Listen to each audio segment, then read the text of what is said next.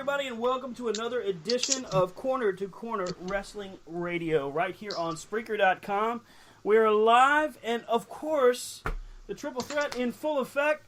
Myself, Stan Grubb, and my tag team partners, Rob Hefner. Yo! Brian Taylor. What's going on? Oh, and before you get started anywhere, Stan. Okay. I have a special surprise for you. I don't like surprises. For you. Just for me? Just for you, because geez. tonight I have not one, but two guests. Two guests. Two guests. Holy crap. I think that's a landmark event. Brian. Now, can I ask something, Brian? Go ahead. No, go ahead. No, go ahead. Ask away. I'm just trying to figure out how you connived both of them to come on and how you got the payday to come on all of them. Let's not discuss paydays. I knew that watch was looking extra shiny Let's today. not discuss paydays. Uh-huh. I have two of the premier managers up and down the East Coast. Wow. Your friends, KR Superstar and Mr. Humphrey J. Dupont the Fourth. Would you like to say hi? Ladies and gentlemen, we are indeed joined by two of UCW's finest, the managers of champions, so to speak, depending on whose opinion you ask for. Indeed, we are joined by KR Superstar and Humphrey J. Dupont IV. Gentlemen, the road to Defiance has begun. April 28th is upon us. How are you? Yeah, first of all, I want to correct something. You said the managers of champions. Yeah. I was going to correct myself. There's only one manager of a champion on this phone call, and that's me. Now, if you want to say managers of former champions, that would include Humphrey J. Dupont IV. Wow. Hey, man, I couldn't agree with you more. And the funny thing about it is when you say champion, you're right, singular, because you're a green guy that hasn't been around real long for a guy with such a, chirpy little mouth. But, go Wikipedia or something, look me up, and maybe you'll see the, 50 different champions with an S at the end of it. So you're right, and I'm right. Proceed, Mr. Grubb. All right, and guys, we've got a lot of ground to cover tonight. I don't want us to go off too far off the rails. Let's show some decorum. Thank you, Rod, for hitting the brakes. So, guys, before we go into UCW Defiance, and of course we've got tons to talk about with that, we have to recognize the news that broke this week, the unfortunate passing of two huge legends in the industry. Of course, Bruno Sammartino, Hall of Famer, just a true legend of the industry in all shapes and sizes of the word.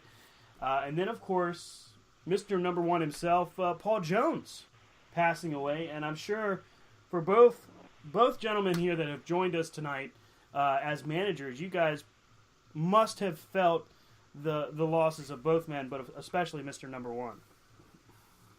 I'll go first. Go, Kevin.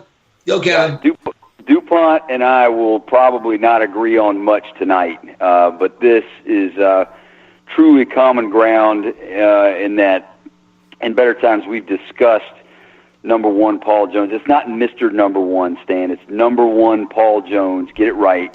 And my nerves got the better of me. I'm so used to being told to call shut up. Mr. Big Stuff. Just shut your mouth. All right. The maximum effective range of an excuse is 0 meters, just so you know that. And Number One Paul Jones is a beacon of light in the professional wrestling world, a man that I hold in the highest esteem and a true influence on my life and my managerial style. And we lost a great one in Number One Paul Jones. DuPont, what do you have to say about that? I would say this, and I love Paul Jones, the manager, because he was awesome. But Paul Jones, the wrestler, has not been talked about, in the regards when it's due. The guy was when I first started watching, he was one of the guys that made me go. I watched him in Blackjack Mulligan feud for the U.S. title. Then I watched, him and the Masked Superstar, him and Baron Von Raschke, win World Tag Team straps. And, KR and I, like he said, we have definitely talked about in the past.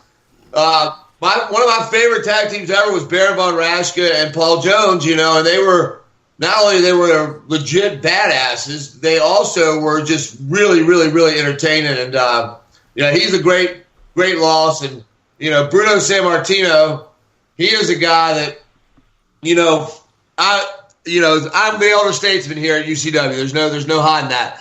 When I was a kid, we would see Mid-Atlantic Wrestling, and for us, that was the gospel, and it still is to this day for me.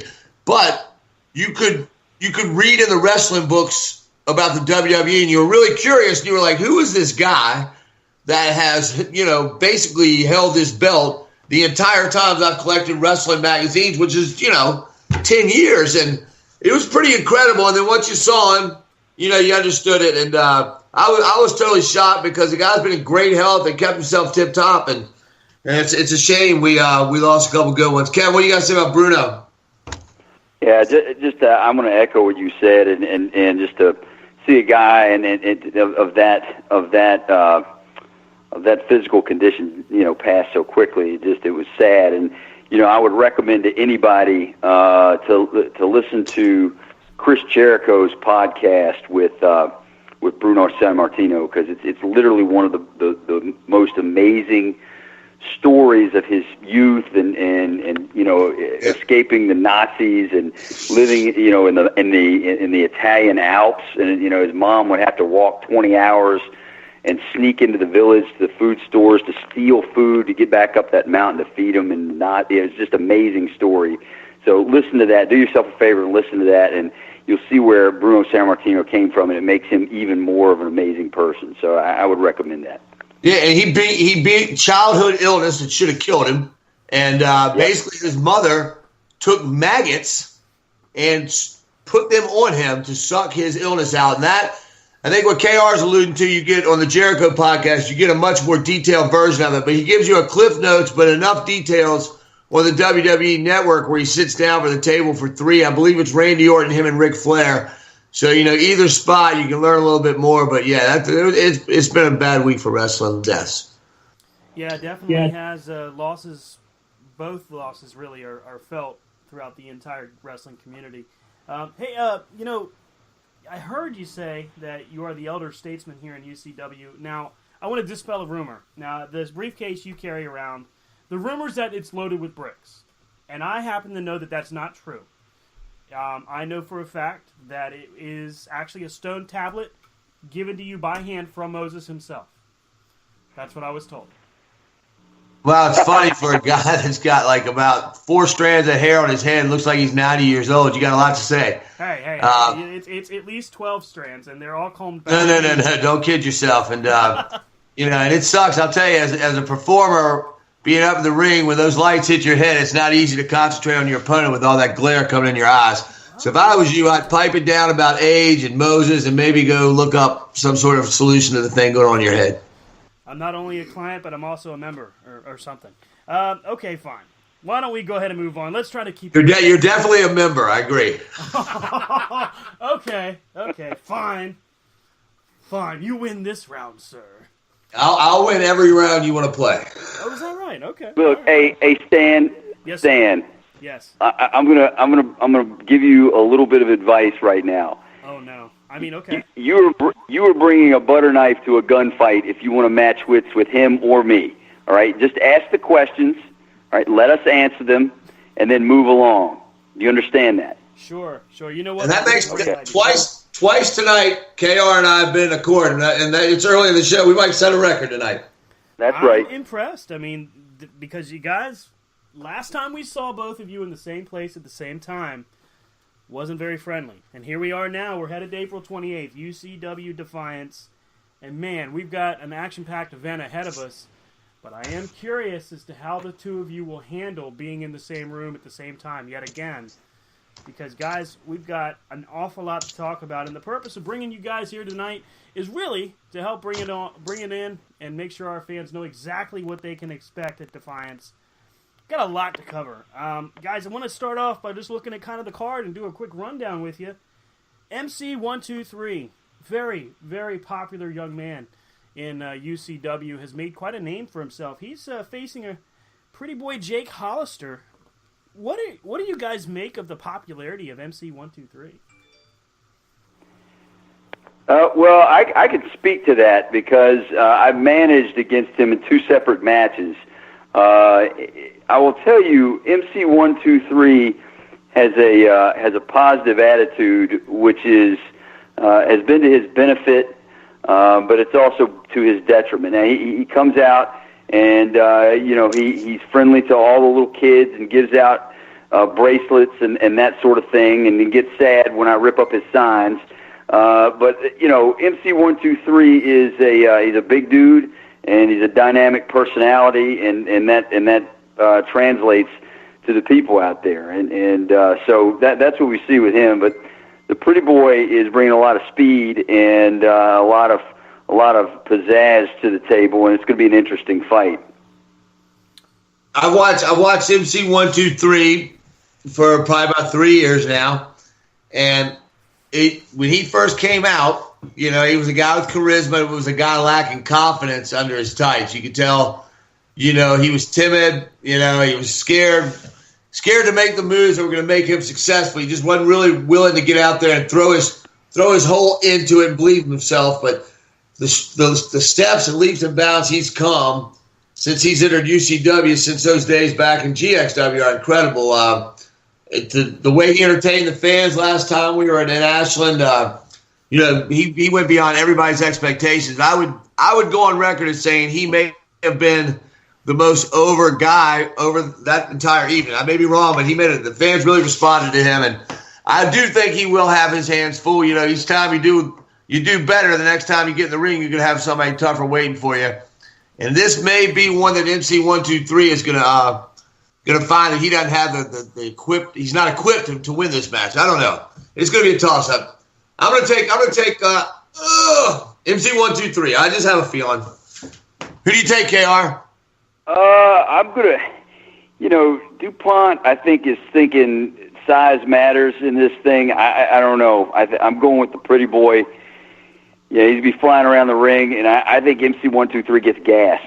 As long as Pretty Boy can keep 123 from getting his big meat hooks on him, I think he wins, because I think 123 runs out of gas. There are two factors. The first one is I think that the fans at Hoops last time were so taken in by MC123 that he'll be able to thrive off the energy of the returning fans. But secondly, the key to this match is I've heard rumors, and I could be wrong, that MC123 has got like 26 pairs of shoes he's going to try to bring in and cash in for 26 hot dogs prior to the match. If that goes down, I'm throwing my bet out the window. Here's the thing, and KR, it's so funny. You said size matters. I'm not sure that's really a direction you want to go down, sir. But let's go ahead and move on. I mean, I think we've definitely... Well, hey, your mom goes down that direction, just so you know. I've heard that. I've got that on good authority. Now we're going down a road you don't want to follow, sir. So I know it. I know it for a fact. So I'm pretty sure that makes you 0-2 for the night, Grub. Ouch, sir. Ouch. Moving on. Wes Rogers taking on the returning former UCW heavyweight champion Juggernaut. Guys, I'm excited to see this guy make his return. Wes Rogers also had a great performance in Ashland. Man, it is kind of tough to call. Mr. Dupont, we'll throw it to you first, sir. What do you think about this matchup? You tell me what you think. We've got Wes Rogers, who last show, I'll give you, at Defiance, at Hoops, the guy put on a hell of a show. But what's jerking my chain a little bit is the Juggernaut situation. You got a guy, wins the title. He's our inaugural champion. All of a sudden, poof, like David Copperfield, he's gone. And now, hey, look, I'm back. Well, you know what, Juggernaut, to me, I've crossed paths with Juggernaut for years. You can look it up. The biggest punch I ever took in my wrestling career came from him. Feet in the air, punch in the jaw, and guess what? It didn't do anything. So to me, Juggernaut, you got a lot to prove. You've got to come in here and start at the bottom and work your way up to the top. I'm not sure you can do it because you're a marked man. There's a lot of people that want a piece of you for the way you walked out last time. I'm not sure why or what made you leave, but know this. that locker room's not welcoming you back. They're going to make you earn respect. And right now, buddy, the respect level is 0.0 on the Richter scale. Those are some strong statements being made by Mr. Dupont himself. That's the truth, brother. KR, what do you think about this situation? Well, I mean, it's no surprise that Jugglenuts came in, won the belt, and then realized that he'd have to face Big Stuff Industries. And then he goes AWOL, running off into the sunset. I'll leave my belt here. I'll see you guys later. Just took off like a coward. And then gets on the internet here the other day. He's like, well, I'm going to come back and I'm going to do this and I'm going to do that. And, how things have changed. They changed, but they were going to change anyway because we were going to come and take that belt from him. He abandoned it, ran off. We ended up with it. We still have it. We're going to continue to have it. Mr. Big Stuff is the greatest athlete in the world today. Everybody knows that. Even the Juggernaut knows that, and that's why he left. He did the smart thing. He got the hell out of town before he got beat up real bad. Wes is a really, really smart guy, and he takes a lot of preparation for all of his matches. He's smart. He understands the need for safety in everything that he does. I respect that. He understands all of the different intricacies of wrestling and doing it in a way that preserves his body and preserves, his ability to wrestle moving forward. With Juggernaut being an obvious physical specimen, an obvious athlete, an elite world-class athlete, but, with maybe a little bit of a courage issue, it's going to be a great match. I think Wes wins in a walk, though. I think that the preparation and the skill and the understanding moving forward, the cerebral aspect, Wes is going to win, in a walk, and Juggernaut's going back to the drawing board one more time. And if he wants to get on the internet and talk about this and talk about doing that and eating right and all those things, you can train and eat your vitamins. But if you're a coward and don't want to show up to defend your belt, then guess what? I'm not going to pick you to win ever. And the thing he needs to do more than any of those is say his prayers. I'll give Juggernaut this. The guy has a lot of talent, immensely talented. He's cut, he's ripped. But right now, color me not impressed. Prove something to me. Prove that you've got what it takes to make it back up to the top, because I'll frankly tell you, I don't think you do. Wow. So it's safe to say both of you are saying that Wes Rogers comes away with the victory. Yep. Wes is going to win, and I want to go. I will take Wes Rogers, absolutely, as well as say this: the Juggernaut may run out of UCW again after this event. Either that or join the Dupont family like every other bum. It's funny, man. Again, I think it's 50-1, and I'm the first guy to say I've got a large trap, brother, but nobody's pipes are bigger than yours. And that's funny because, size does matter apparently to KR. So, God, nobody brings size matters up more than you, though, Grub. Let's be honest. It's like you're pretty much your theme for the evening. I mean, get a new act is what they would say in comedy. Dang. Well, okay then. I'm not taking up for KR, but good Lord. I don't even know what to say to that. Let's just keep it going. How about Noise Pollution and Cheap Thrills Tag Team Championships on the line? Gentlemen, these two tag teams have been on a collision course for some time. We finally get to find out who the better team is. Well, I know who the better team is, and it's Cheap Thrills all day long.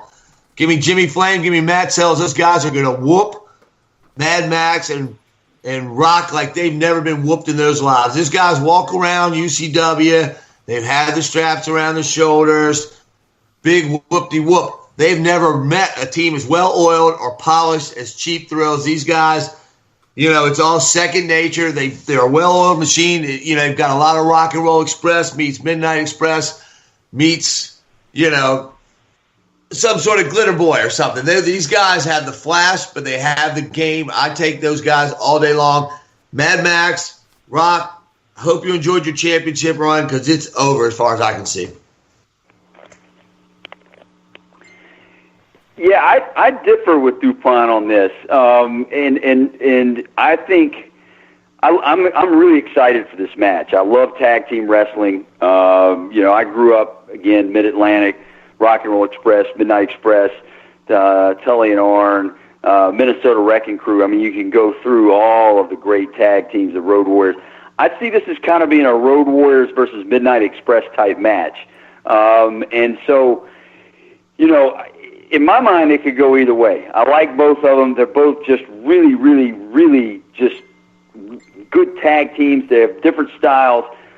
All four of them are pretty dumb. I hear them talk, and I'm like, man, these guys. Maybe I think this is the 142 match because that's their combined IQ, 142. Oh. But other than that, and you can tell them I said that. I mean, I'm going on the record. Hey, if you were on The Price is Right, you would have been disqualified because you overbid. Overbid. The Price is Right rules. Look, I'm telling you, as long as they are kind of equally matched in the dumb department, it's not going to be a factor. All right, but it's two different contrasting styles, and it's going to be interesting. I mean, I think the champion always has the advantage, obviously, and I think those guys are bigger and stronger, and I think that's what I think, unfortunately, and I feel like dirty saying it because I don't like either of these guys at all. I think noise pollution wins in a count out. I think that's the way I think they win by a count out, and that's how that's going to go. But those guys are, it's going to be a great match, and I'm looking forward to it. If either of those teams got professional management, which leaves Dupont out, I think that would push one over the other one pretty easily. Again, I'm a little surprised at both selections, although I would have figured that, KR, honestly, I figured you would have picked Cheap Thrills just based off of your history with noise pollution. Yeah, I don't like those guys, but I call it like it is. Yeah. That's just where I am.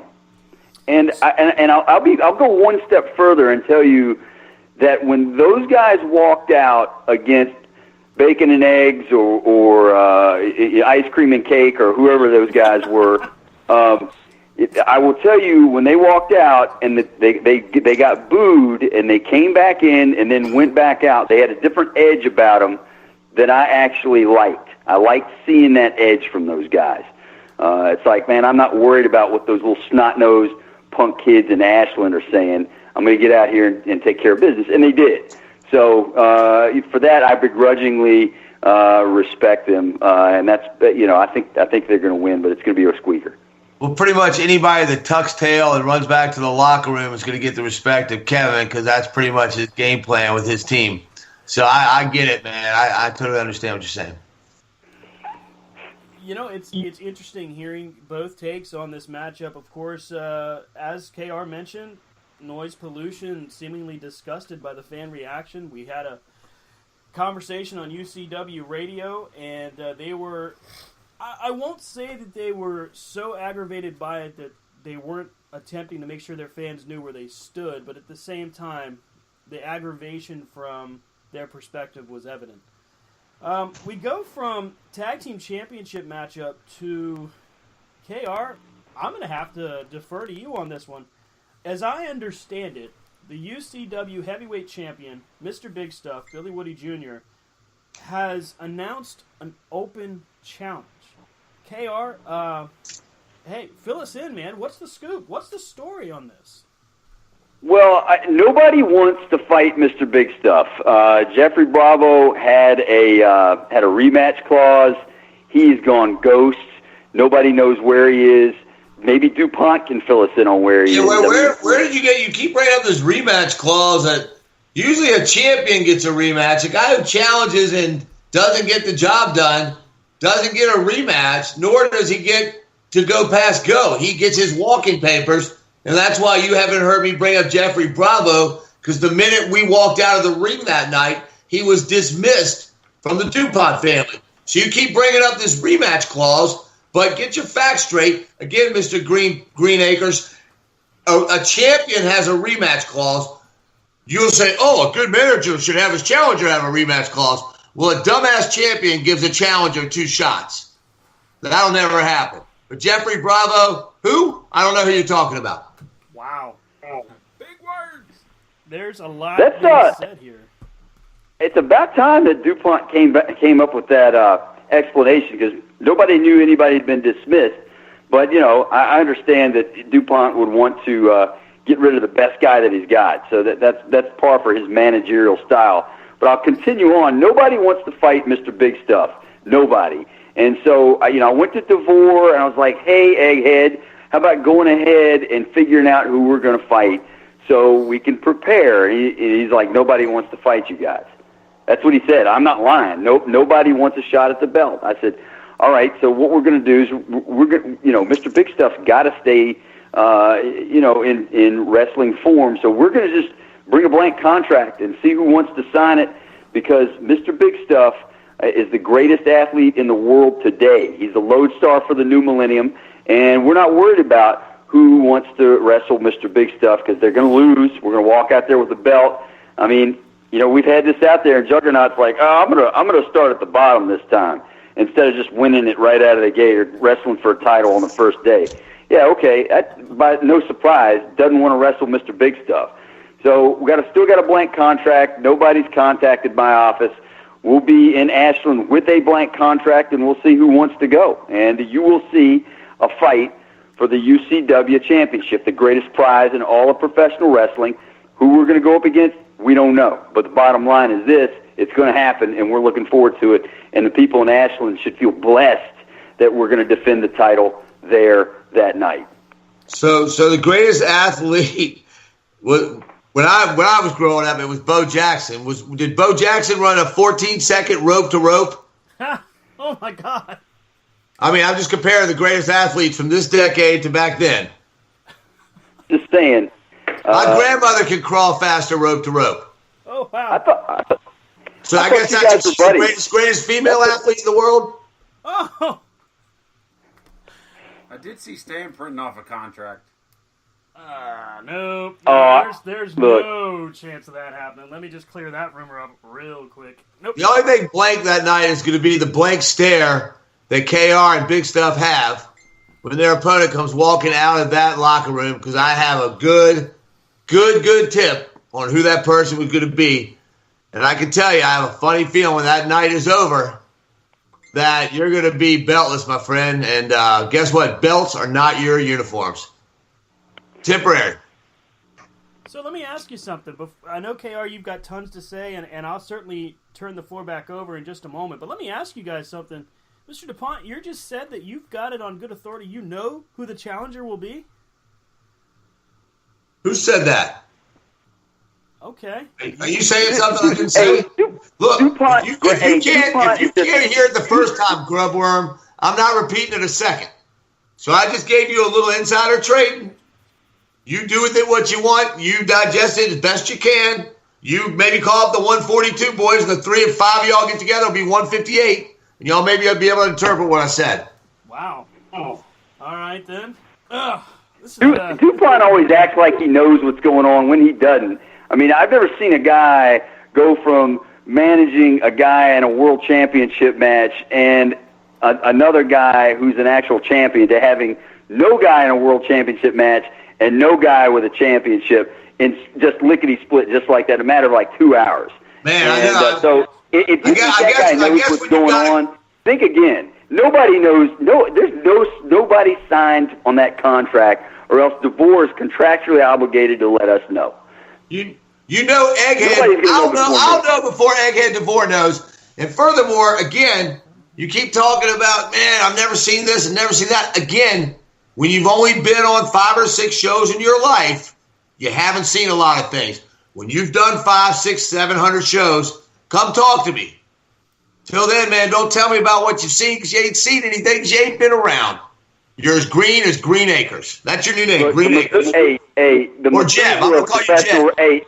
The Methuselah of professional wrestling, Humphrey J. Dupont IV, speaks again. You're right. Look, you're right. You're senile, you're old, and we're going to prove it again. If you mess up, you mess with, you get in my business, you get in my business Saturday night, you and that punk Minute Bowl wannabe Coach Ed Riley come out there, I will put my hand right on your head so hard that you'll see stars. You understand that? And him too, for that matter. Kevin, it's not going to be a limbo contest on Saturday night. It's wrestling. You stand no chance. You'll never touch Ed's head. You might get my chin if you jump your highest. Oh, all right. No chance. No chance. No contest, no way. We got 2 more matches to the finish line, gentlemen. Let's try our best to finish strong here. Come on. Decorum. I know. Let's put some decorum here. Control that stand. I'm trying. God. You say put some Devorum in here? That's the worst stuff ever, Devorum. Wow. The worst stuff ever. Oh, okay. Women's Championship matchup. Returning Casey Carlisle, taking on the young up-and-comer Avery Rose. 2 very, very talented ladies. Gentlemen, we'll start with UKR. What do you think about this matchup?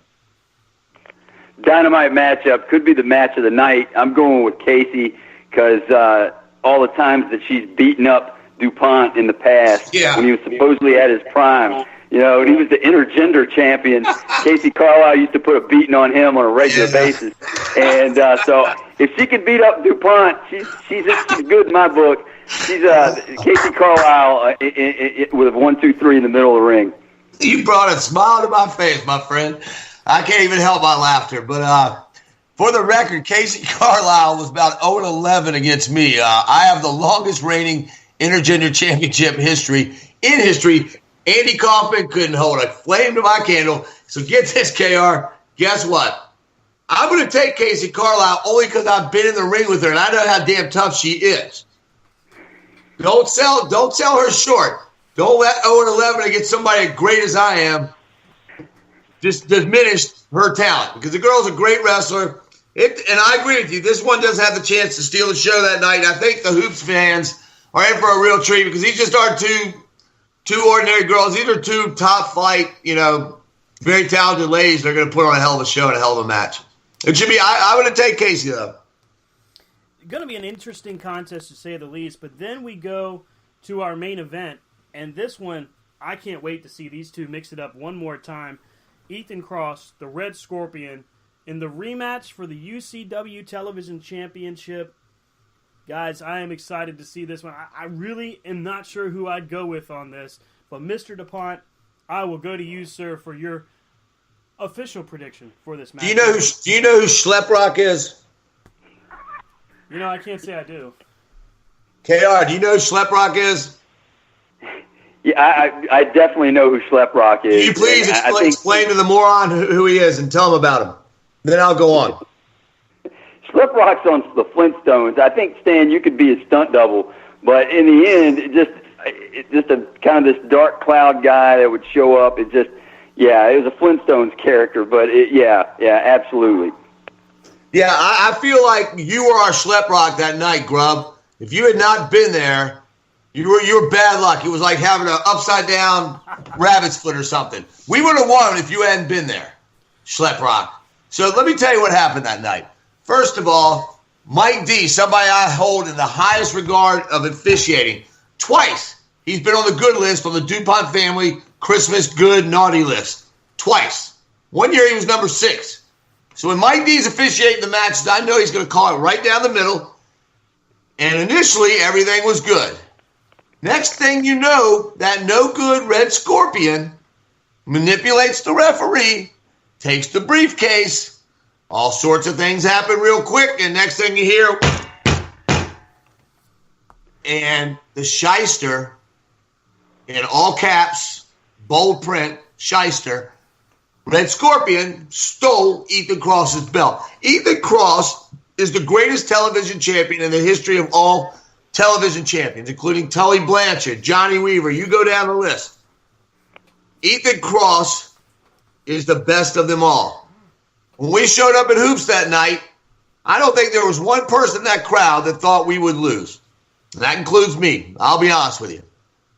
But at the end of the night, did we really lose? No! We got robbed. So, Bill Olsen, Mike D, whoever's in that match that night better bring their A-plus game. A game's not cutting it. Because your A game is like a D game in my eyes. A-plus is about the best you're going to do, which is probably about a C. And that's really set the expectations correctly. That's about all I can expect. But Red Scorpion, you bring your scorpified ass kicking, whatever that is. I think what it means, a scorpified ass kicking means you just got your ass kicked by Ethan Cross. Because that's the only thing it can mean, because that's the only outcome possible for this match. Ethan Cross is pissed. I put a stipend on you. Not a bounty, let's be clear, because old egghead DeVore will say, oh, you can't put a bounty. There's a big difference in a performance bonus and a bounty. So if Ethan Cross were to hurt one Red Scorpion, Red Lobster, Redneck, whatever you want to call him, Ethan Cross will receive more money in his paycheck. Again, not a bounty, a stipend, a performance bonus. But really, at the end of the night, all we care about is that belt. And when we walk out of that ring that night, we promise two things. I've already said it. One, Ethan Cross will be your UCW television champion. And two, the Red Scorpion will leave on a stretcher. He will exit hoops on a stretcher, never to be seen again. And Stan Grubb, if you bring us bad luck that night, we will put you on a stretcher, and you'll never be seen again either. Yes! Fantastic. I knew that would be a crowd pleaser. Damn. You keep your hands to yourself, sir. And if you could ask nicely. Are you talking to yourself, Stan? No. Hey. No, I never. Wait a minute. That's not the conversation we're having Now here, I'm sir. going to refer to Stan Hey. as the monkey. Hey, so this stuff here that makes me laugh. First of all, never, ever, ever attack Stan Grubb from the direct front, because that Archimedes death ray head of his will blind you. So always approach from the side. Just giving you a good tip, Dupont. Now, we talk about, I'm glad you brought up Red Lobster, because you've been talking about Red Lobster a lot in private. And I'm glad that you actually have the guts to say that in public, because now what you've done is really, really, really pissed off a guy that's really, really pissed off most of the time anyway. And I'm going to laugh when he grabs you and pulls one of those pipe stem arms off of your body like a Wookiee. And that's what's going to happen, Dupont. And the reason is history ignored is history repeated. And last time I told everybody, I'm like, DuPont's worried about me. He's worried about big stuff. He's worried about all this different stuff, but he straight up ignored the Red Scorpion. He straight up ignored him, and what ended up happening was he got beat like a rented mule, all right?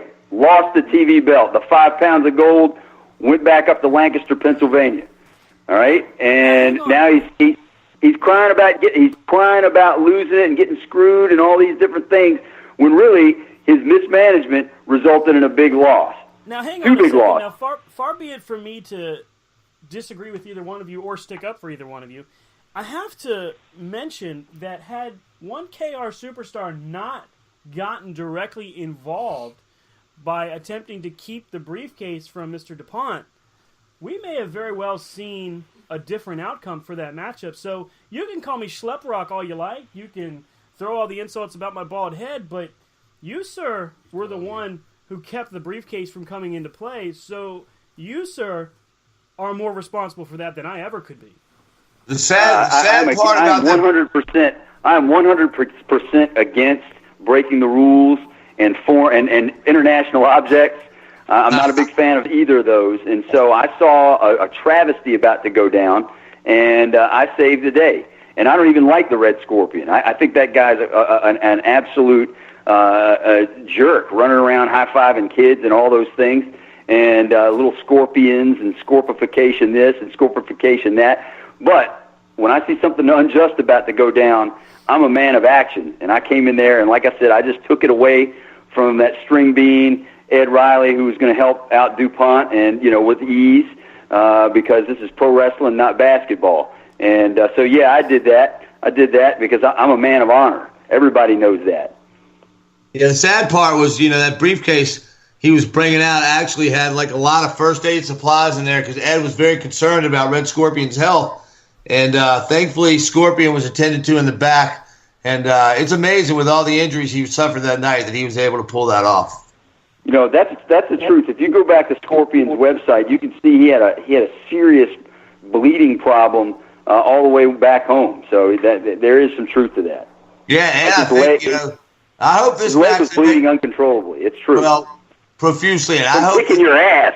Well, I'll tell you what, it's tough to wrestle a guy like that, and I hope referee Mike D makes him wear his training bra this match. Is all I can say. Wow. I think it's an unfair advantage. Good Lord. It's confusing. It's very confusing. I don't even. Red Scorpion 1, 2, 3 in the middle with Humphrey J. Dupont with numerous broken bones on the outside. That's my prediction. Look here, Fatty McNasty ass eater. Nobody asked for your prediction yet. Wow. I predict this. Damn. I predict you've eaten more Fatty McNasty's ass than anybody in this room or in this conversation. That's my prediction. And I think you're still full. Holy hell! All right, let's gentlemen. Let's edit that out. That needs to be edited out. No, it's for my lawyers. Your lawyers are paid handsomely by my lawyers, so you're good, man. Wow. Goodness gracious. All right, so as I'm hearing it, of course, Mr. Dupont, you're predicting the television championship comes back. I'm not predicting. I'm guaranteeing. I told you. We win the belt. He leaves on a stretcher, period. And if you keep bringing us bad luck, you leave on a stretcher. That's the other possibility. There's a third possibility, 2 etched in stone. You're number 3. Wow. I'm not comfortable with that third one, but okay. KR, you're saying that TV champion retains, or are you saying that Ethan Cross is victorious? No, Scorpion keeps that. DuPont's distracted again, and there's no way that they could beat the Red Scorpion with an unfocused Humphrey J. Dupont and an unfocused Ethan Cross, still crying about last match a month and a half ago, whenever it was. I mean, you can't look behind. Only fools trip over what's behind them, and they keep tripping over what's behind them. And so they're not ready for the big time. Everybody knows this. Ethan, when you want good management, give me a call. Yeah, and look, just because Ethan Cross is up the Monster Factory wrestling Ricky Reyes while Mr. Big Stuff is at the Sizzler, there's a big difference on what's going on between matches here, KR. Look, keep running your mouth, and I swear to God, I'll shut it. But for now, know this. When we get to Hoops next Saturday night, we'll win. There's nobody not focused. We purposely lined up one match. We're all in on one match. No distractions, no other little sideshows. One thing. The UCW Television Championship. That's the only thing we're coming for other than stretching the Red Scorpion. Now, if we get some bonus time and you meddle, find your way out into our business or something, will we smack you around and leave you laying like we did last time? I don't know. I guess we'll have to find out. But I advise you this. You tend to your business with Mr. Big Butt, and I'll tend to mine. End of the night, let's see who has a belt. Because belts are our uniforms. And you, my friend, have been very lucky lately. And Stan Grubb could be sitting ringside at your match and bring you bad luck as well. Well, if belts are, hey, shut up. If belts are your uniform, you're out of uniform, and you'll continue to be out of uniform for a good long time, if I got anything to do with it. Remember this, you did lay me out with that briefcase, and that's cool, because know this, I am a guy with a 1,000 beacon score, which means my credit's good. I always pay people back. You got a note coming, my friend, and I'm going to pay you in full probably on the 28th, so be looking over your shoulder. I can't. If I look over my shoulder, I'll never see you. So maybe I should look around my waist, and then I'll see you kissing my ass, because that's what you'll be doing when we leave Hoops that night. Gentlemen. And that's how that's going to go, Kevin. Well, gentlemen, wow. I can certainly tell that the passion from both sides of the fence are definitely high. You guys are ready to go for April 28th. UCW Defiance at the Hoops Academy in Ashland, Virginia. Man, this is going to be a hell of a night of action. Thank you, both KR Superstar and Humphrey J. Dupont, for joining us this evening. Your pleasure. Yeah, it's your pleasure, right? All right, well, we're going to go ahead and let you guys go. Thank you so much again. And ladies and gentlemen, go to ucwforever.com. And also you can go to eventbrite.com. Keyword UCW Defiance. Tickets available at the door. KR, you have a great night, sir.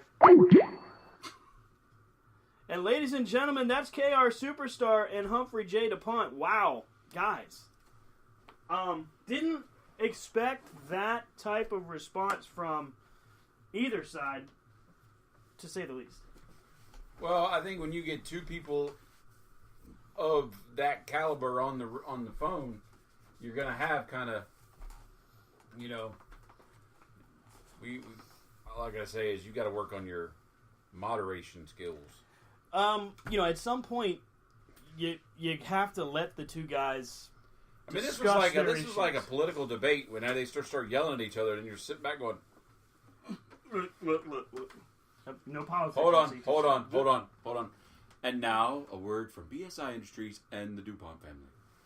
Let's send it to Brian. This could technically be an ambushing for grub. Anytime he's around either family, he falls apart. And whether he's scared, jealous, whatever. Yeah, I'm jealous of a guy who's maybe he was older the than wrong dirt. guy. Maybe me and you or should jealous of the handle midget. this Yep, tonight, you're right. Bob. You caught me. See, listen. Even a representative of both families, he's kind of falling apart right now. He doesn't know what to do. Yeah, jealous of a midget and Cats an and old guy. dogs living together. Mass hysteria. Well, I mean, So, my bad for ambushing grub. Again. But they so pay. is he that I kid that oblige. sits? Is he that kid that sits down at ringside, dressed up like the wrestlers? That's like ready to go and. Well, I mean, they both said it with the death ray on top of the old noggin there. Well, I don't know what wrestler he could dress up as. Maybe if both sides concentrated Yes. more on Oh, their no. own individual managing skills, they'd have more luck in the ring. You got one guy who gets toppled by Fatty McNasty at every twist and turn, and you have another guy who can't hold on to a belt. Hey, bud, Maybe they hey, should bud. stop focusing on Somebody me. is angry. Hey, bud. I have down. all the reason in the world to be angry. I'm an angry guy. Calm down, fella. Actually, I'm not really. Calm down, fella. I would technically like to see that open contract with Stan's name on it. No. So that he gets squashed and laid out in the ring, and then we can glue a little patch of hair to the front. See, of course. Hey, it's the ball jokes. Great. Yeah. The missing link. Well, what we do is that he does the open contract, gets squashed. We come out to the ring and we do like one of those like chalk drawings around the chalk outline around the ring. Yes. You and I can come out in suits and just stand there going. He was a right smart fellow. Put flowers down. Like, All right, Stan. Let's take you away from your nightmare. Not one, but both. Let's take you but away. we gotta say that if people have not gotten their tickets yet for UCW Defiance and Ashland Hoops Academy, it goes for a good cause. Absolutely. I mean, they've got a thing going. If you bring shoes, that An old pair of shoes. that are in decent condition, that you can get a hot dog. Yeah. Who doesn't want free food at an event? So all this is going to take is that pair of shoes in your closet that you're like, one day, you can just take them down to Hoops Academy. They can use them, give them to kids that need shoes, that need basketball shoes, or all kinds of shoes, really. But get your tickets. I mean, this is going to be I could say it tonight, one hell of a show. Damn right. Want to be where the action is? Then you need to get to eventbrite.com, keyword UCW for Defiance. It just doesn't sound right when you say it. Go ahead. Let's let the golden pipes say it. Rob, You one go more to time. UCWforever.com, eventbrite.com, keyword UCW Defiance, but also for this event and this event only, tickets available at the door. Going to be an exciting night of action. Guys, we have got a ton of wrestling action to cover. There's been so much going on. Currently, right now, Impact is having their pay-per-view for Redemption. We read that Tessa Blanchard debuted. Is it redemption or repossession? It could be actually, Redemption if I they think keep on it's the current, Redemption the current track. Yeah, they are slowly ticking up the fan base. Plus, they've made some good management decisions. Plus, They've gone- WWE has 70% of their roster in a war zone. True, and at the same time... But if you think about it, too, though, you look, in just a few consecutive weeks, you've added Sue Young. Yes. And now you've added Tessa Blanchard, two of the hottest female acts out there. And they definitely deserve to be put on a national stage. And that's going to improve that. Yes, an already stacked women's division. I mean, Impact has always done very, very well with their women's division. Mm-hmm. So hats off to them. Absolutely. And I got to say, I salute their decision to let go of Alberto Del Rio. Another guy that may have been holding the roster down and holding the roster back, who couldn't honor his commitments, and they made the right call. And I think that's what they have to do. And for the record, if Thursday night would be live this week and you could put Tessa out there, oh gosh, I would be tuning in. Yeah, me too. So. Me too. We've always talked about it. If wrestling could be live every night of the week, we'd watch. Oh, it almost is. Yeah, we're not far from it. No. Please. Friday night might be the only night there's no real national presence? Yeah, because Saturday? New Japan and Ring of Honor don't have a consistent presence just yet. But, I mean, they're close. They're close. Yeah, they're close. Saturday is Ring of Honor and New Japan. You could throw them out there. But Friday, I guess, is the only real night. Yeah. I would love to see it. Yeah. I really would. I mean, there's so much good wrestling going on right now. I'm happy to see Impact actually turning a positive corner. I'd like to see them continue and hopefully grow. Because the more, the better, I think. The more product out there, the better. So, we go from, honestly, very positive commentary about Impact, which is our first in quite some time. Mm-hmm. I gotta go find a thermometer and make sure y'all aren't sick. Oh, here comes the last holdout right here. The guy that held out longer than anybody and then suddenly turned on him. I mean, we gave them, to be fair, all three of us gave them their shot early on. Mm-hmm. We got behind the product, and then they went down the Hogan-Bischoff era. And that's where we pretty much all turned it off. And then they went down the Dixie Carter era that's worse than the Hogan-Bischoff era. They did aces and eights, which was a positive. It was a good turn. And then they fell back, and they couldn't quite recover. They went to Pop, and they went to, what are they on now? What's their network? Nick Jr.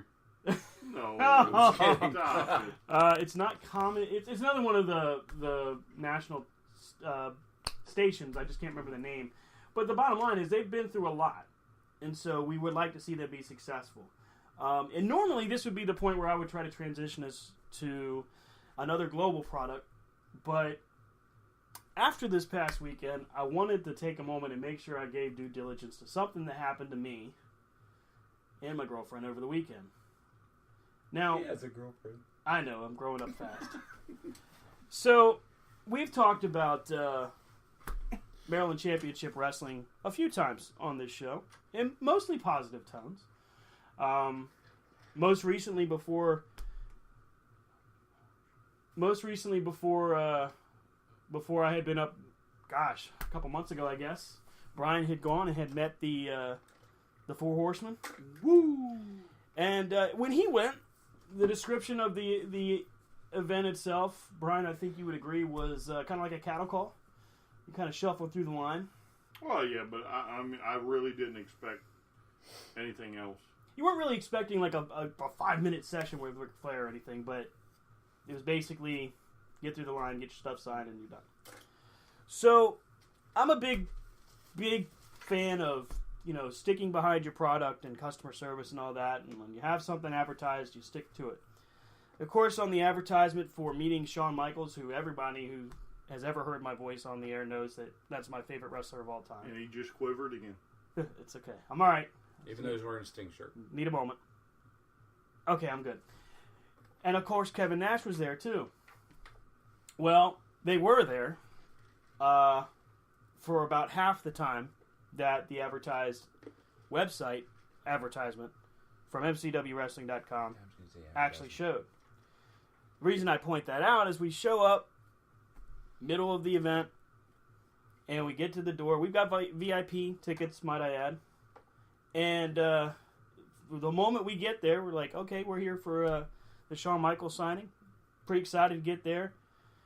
And one of the people at the admissions desk is like, oh, well, they're already gone. I'm like, what? Like, yeah, they already left. They left early. And so, we're trying to explain that we had purchased the VIP experience and all that. Not really going in with the expectation of we're going to have a sit-down meeting with the guy, but, a quick 20 seconds would have been nice, if that, right? So we get there, and they're like, yeah, sorry. And they're just kind of shrug us off. So again, we kind of mentioned, wait a second, that's not what we were told as far as the website. It's not what we saw, not what we read, certainly not what we paid for.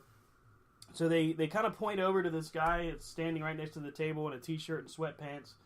Said, hey, talk to him. Some guy named Dan.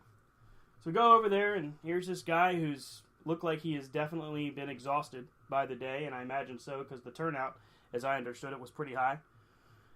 So we're talking to him, and he's like, yeah, you should know that any signing we do is, they're usually going to leave early. Like, no, that's not how that works. You don't... Nor is that true. Yeah, I mean, I've never been to a signing where that actually happened. So, yeah, that's crap. And so at first he's like, yeah, I'm sorry, they left. He's got NXT up the road. I'm like, yeah, I know where Bel Air is. It's only about 20 minutes, so that still doesn't change where we are right now. So we try our best to be polite, of course. We're not going to make too much of a scene in front of a bunch of kids and everything, because there's tons of kids at this event. Throwing tables. Yeah, screw you, buddy. Hurt me. Grab him by, no. They got him again. Way to go, Rob. Stuck him again. We're not going to do, we're not going to go that route. But at the same time, I mean... Sitting in the corner. Hey, it's an uncomfortable moment, that's for sure. Like somebody locked out of a buffet. So, hey, flipping tables, throwing chairs. We're sitting there, and we're talking to this guy, and he's like, yeah, it was only from like 12 to 3 anyway. Like, no. Your website says 12 to 5. Well, even if it was 12 to 4, no. Your website says 12 to 5. And at this point, I'm starting to pull my phone out because I'm thinking maybe he just doesn't realize the time frame of what is advertised. And then it hits me, this guy just doesn't care. So, it took, it took us saying, I think we said VIP like 2 or 3 times before. Finally, he's like, well, I guess we can give you a refund. Ain't no guessing.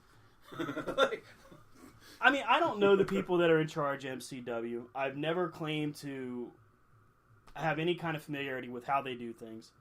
But this isn't the first experience I've had with him that just leaves me scratching my head, to say the least.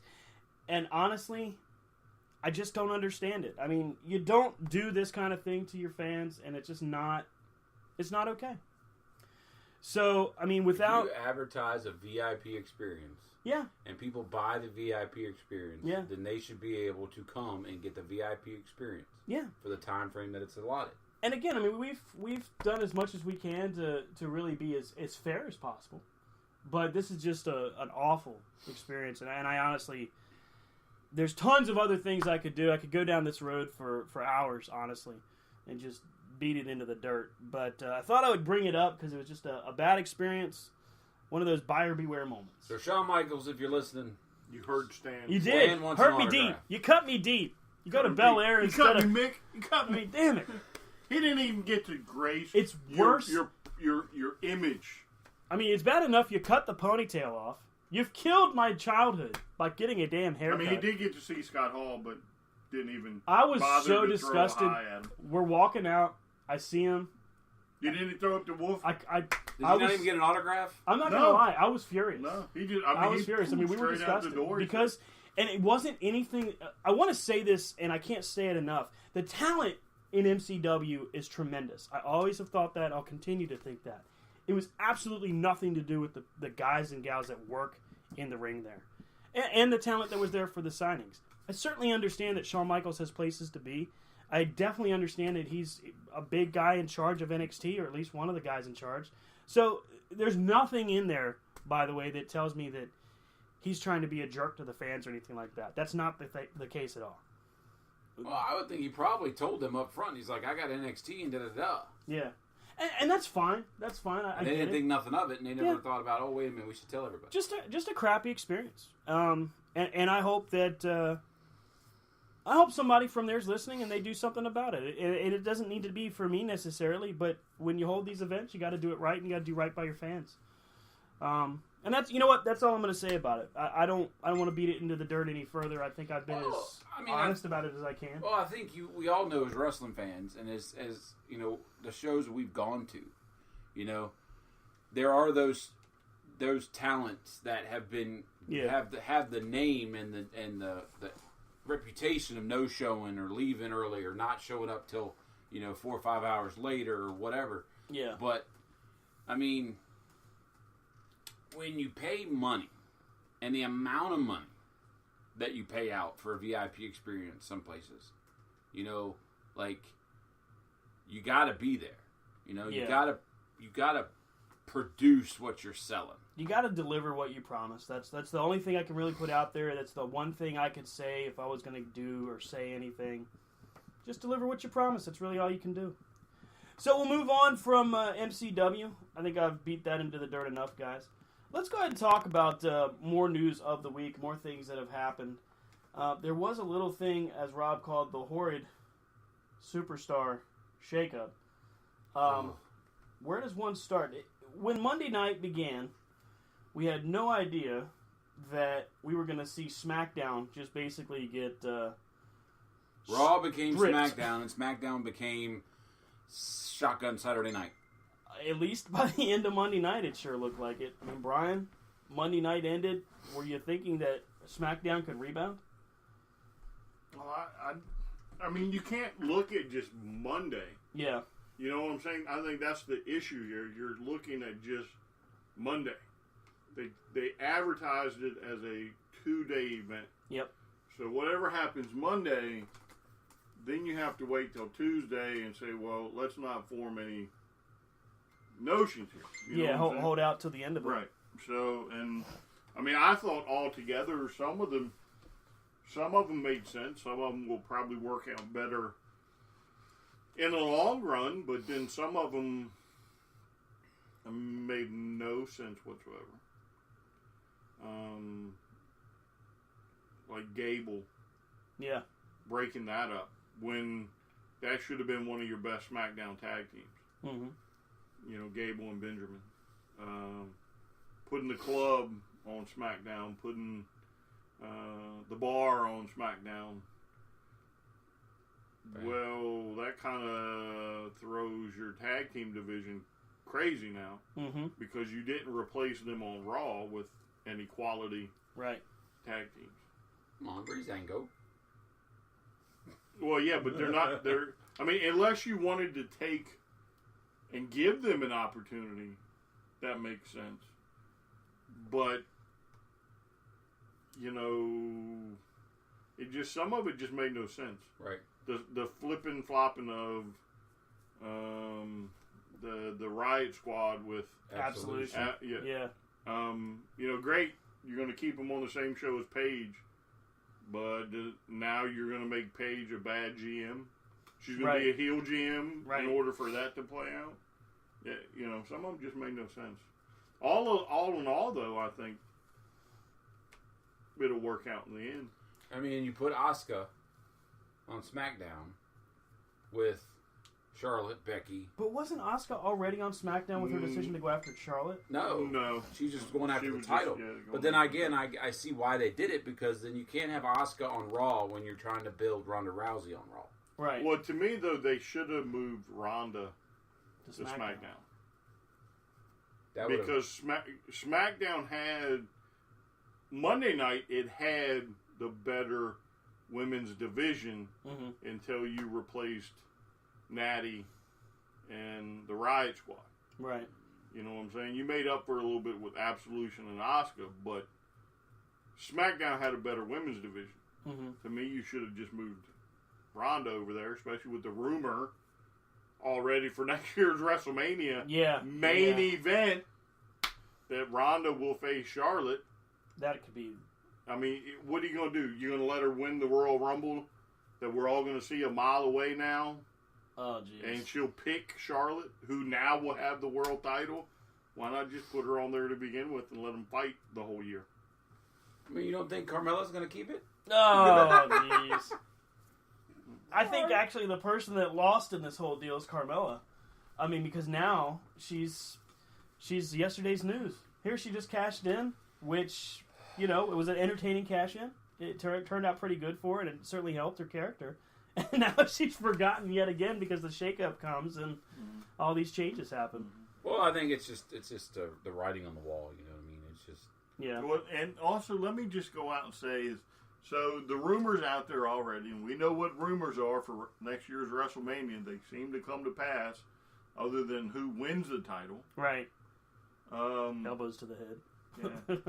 The match for Ronda probably would have been quite a bit better if it had been Asuka.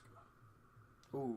Because then you could have gone to a completely new level that you're not going to get with Charlotte. Yeah. You know what I'm saying? There could have been just a little hint of violence with Ronda and Asuka that you won't get with Charlotte and Ronda. You know, you look at what we saw at Mania, the nights after Mania, and then into this shakeup. It really is. I mean, we're headed for Ronda versus Charlotte, and the writing it's not only on the wall; it's everywhere. Yeah, It's already. I don't even think leaked. it's rumor anymore. I think it's just leaked. news. Yeah, Yeah. it's almost observable fact at this point. Yeah. Which I mean, I will say this: Ronda Rousey definitely came to work at WrestleMania and did well. What she does next is really going to tell the tale, though. How she performs in the suspected upcoming feud with Natty Neidhart, that's going to be a big stepping stone, a big challenge for her, because now she's going to have to drive a story home with more than just a microphone. She's going to have to perform on Monday Night Raw. So do you think they're going to put Natty with Absolution? They're going to have to do something. I mean... Oh, Natty's on Raw now. Sorry. Right, Natty's on Raw. I think it'll be Ronda and Natty versus the Riot Squad. Right. And in typical fashion, somewhere along the way, somebody throws the errant punch and connects with the partner, and then they just can't get along no more. So you know Vince has still got that eliminated 1984 booking sheet. Right. Oh my God. It's not the Mega Powers exploding anymore. It's now the Natty and Ronda. Booking sheet's not going anywhere. They loved it in Poughkeepsie. Well, I mean, it's like, like you all said. You know, I loved the fact that they moved the club. You know. I love they moved the club because I thought the club was getting overlooked on Raw. So I was like, all right, when I saw that, bam, the club goes to SmackDown. I'm like, yes, the club, you can have it heel AJ Styles at some point, or you can even keep him face. The club is over. But then right behind it is, oh yeah, the bar. The bar. And then, I mean, with the errant another suck-ass tag team. You know, like, I mean, that was a good feud when they had it. But no, it wasn't. No, it wasn't. Sheamus and Cesaro suck. Cesaro is the only talent in that equation. Sheamus and Cesaro's feud sucked balls.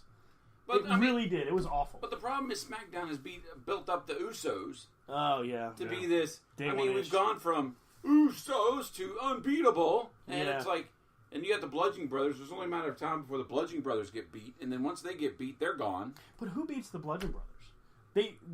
If they're smart, the club would. They destroyed their top tag teams. As I said, you know who I felt time. You know who I felt sorry for after WrestleMania? Authors of Pain.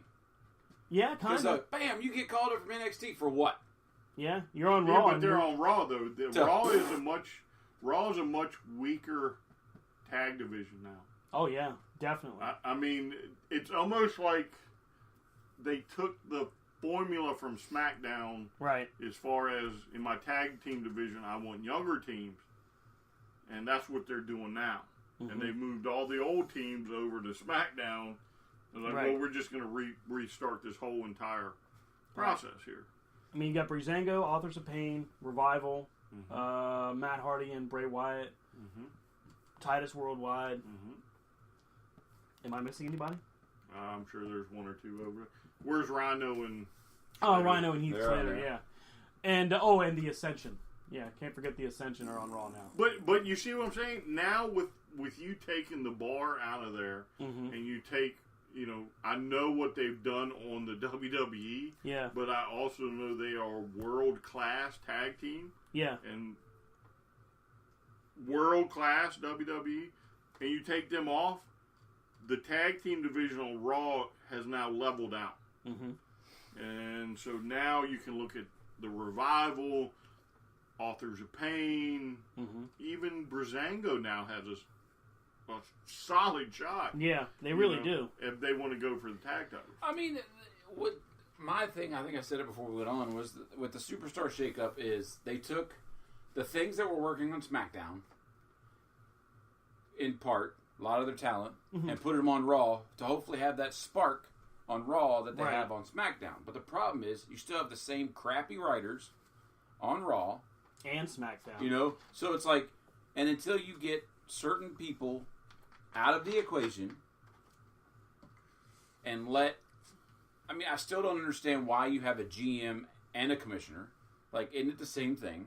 You know, like. Well, I mean, we're now 2 years from the initial feud between Shane and Stephanie. That feud is now dead.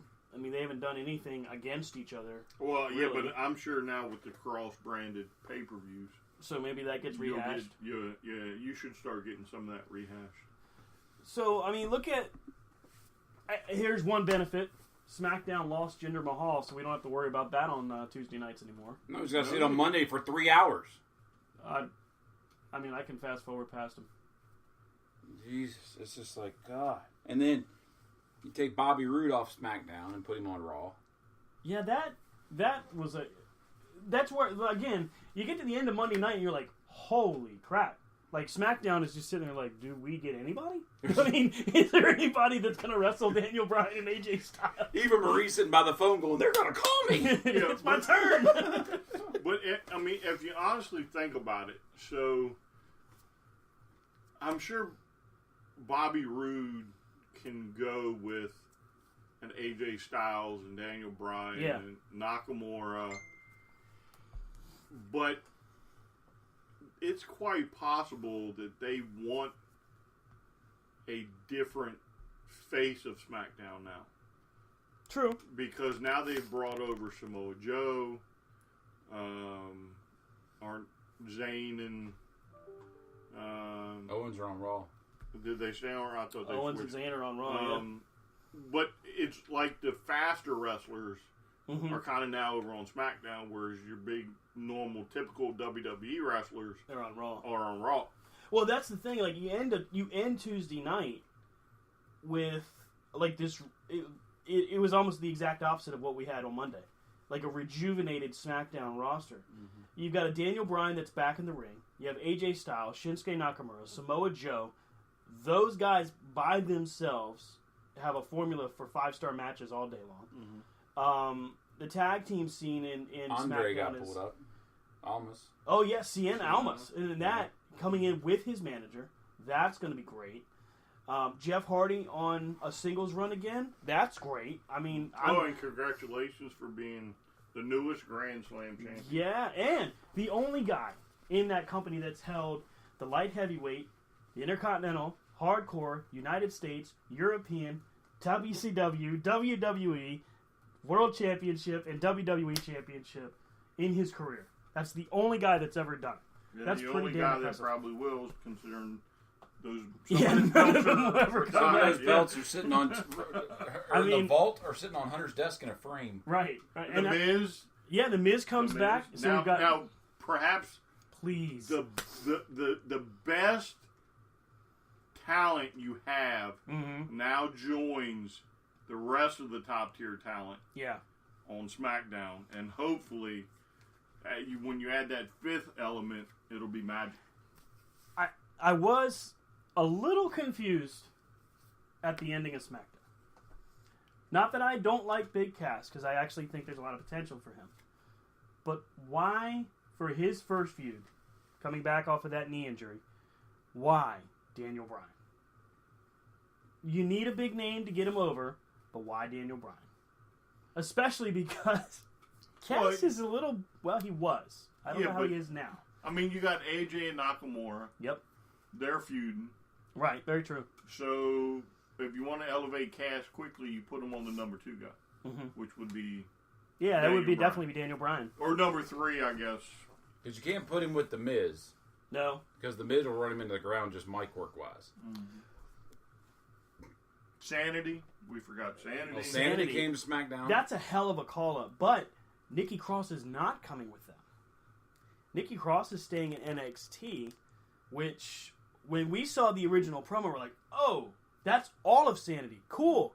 And then the reports start coming out for the rest of the week that Nikki Cross is staying in NXT as she's expected to make a run for the title.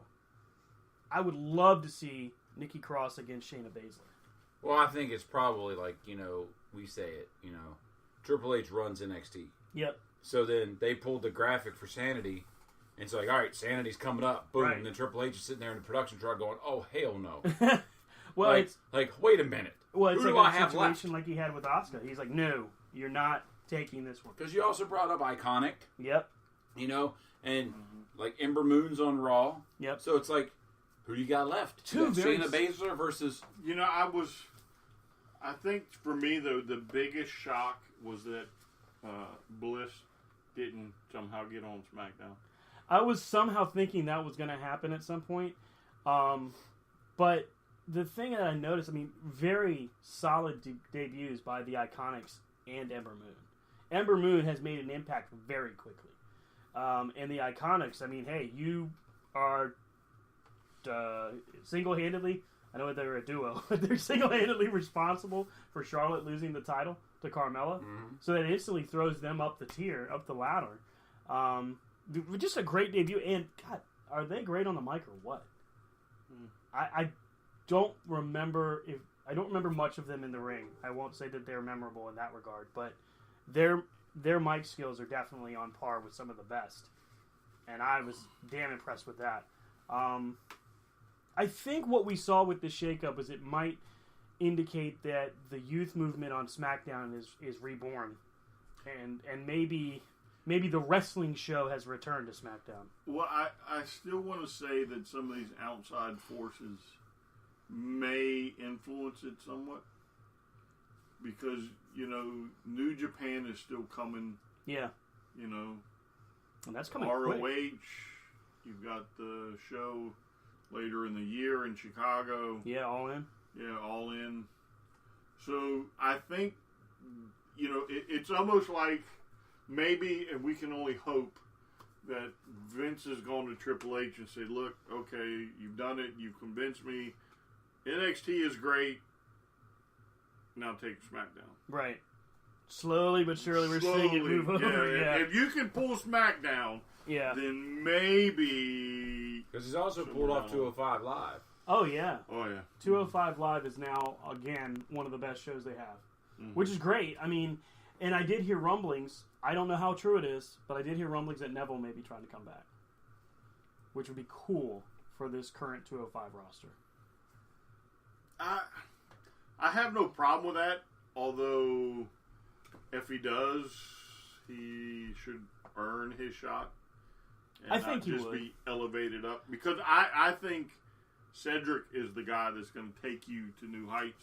I'm kind of unlike waiting. the rest of them. Kind of waiting for Drake Maverick to turn and get in the ring. He's doing very well in his role, and I like what he's doing. But I'm kind of waiting for the Rockstar Spud heel turn. Yeah, but I never really saw anything great out of Rockstar. But that's the Spud. thing. Like he wasn't necessarily like a physical specimen or anything like that. He didn't wow us. But I'm just waiting for that moment. Okay, you know? so let me ask you this. One of the big complaints you had about 205 in the past was the champions. Right. Right? Yeah. So is that what you're telling me? No, that you want him to turn? Because you know the only way it happens is he takes the title. He takes the title.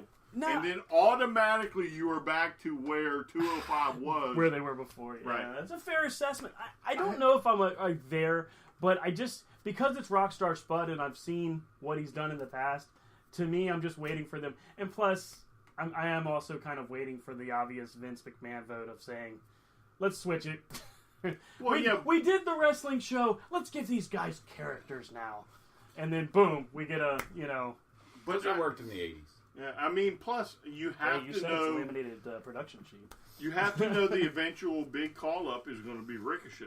Which, damn, that's going to be good. Him and get Cedric Alexander, him and Mustafa Ali. I mean, I can't argue with that. That is a tremendous call up, and when it happens, because I think it's just a matter of when. It's going to be tremendous. Major. Hey, one part of the Superstar shakeup we haven't touched on.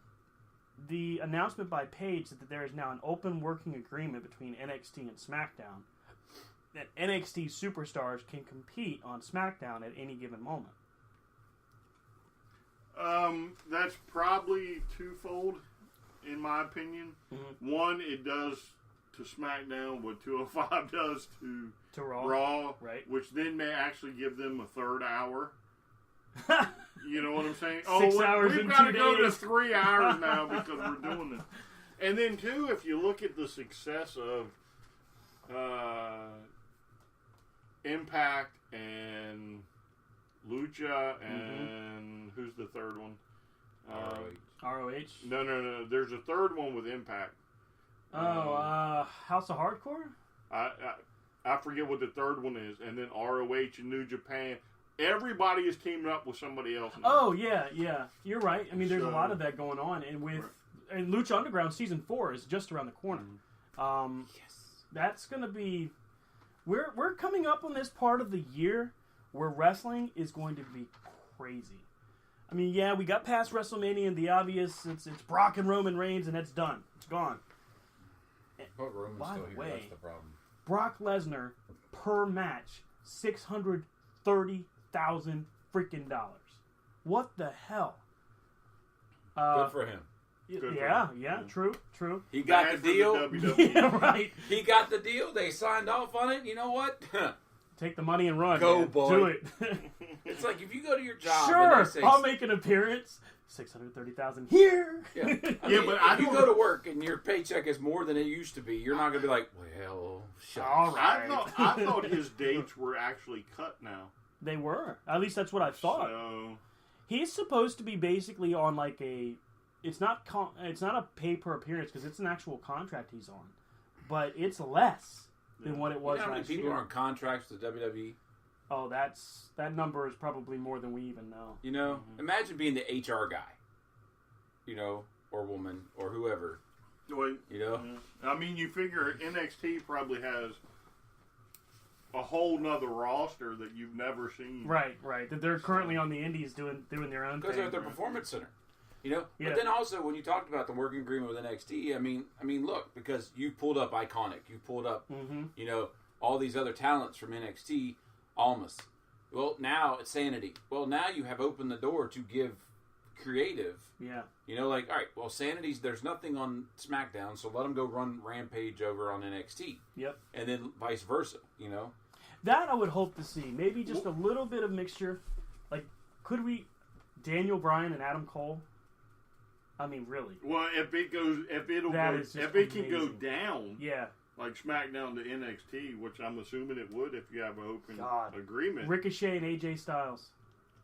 I'd rather see Ricochet and Daniel Bryan. Oh my God. Yeah. That's a good one. I That's think a that's good one. I'd like to see AJ Styles versus Nakamura like 2 years ago, not WWE-fied, Vince-fied. So that's a great point.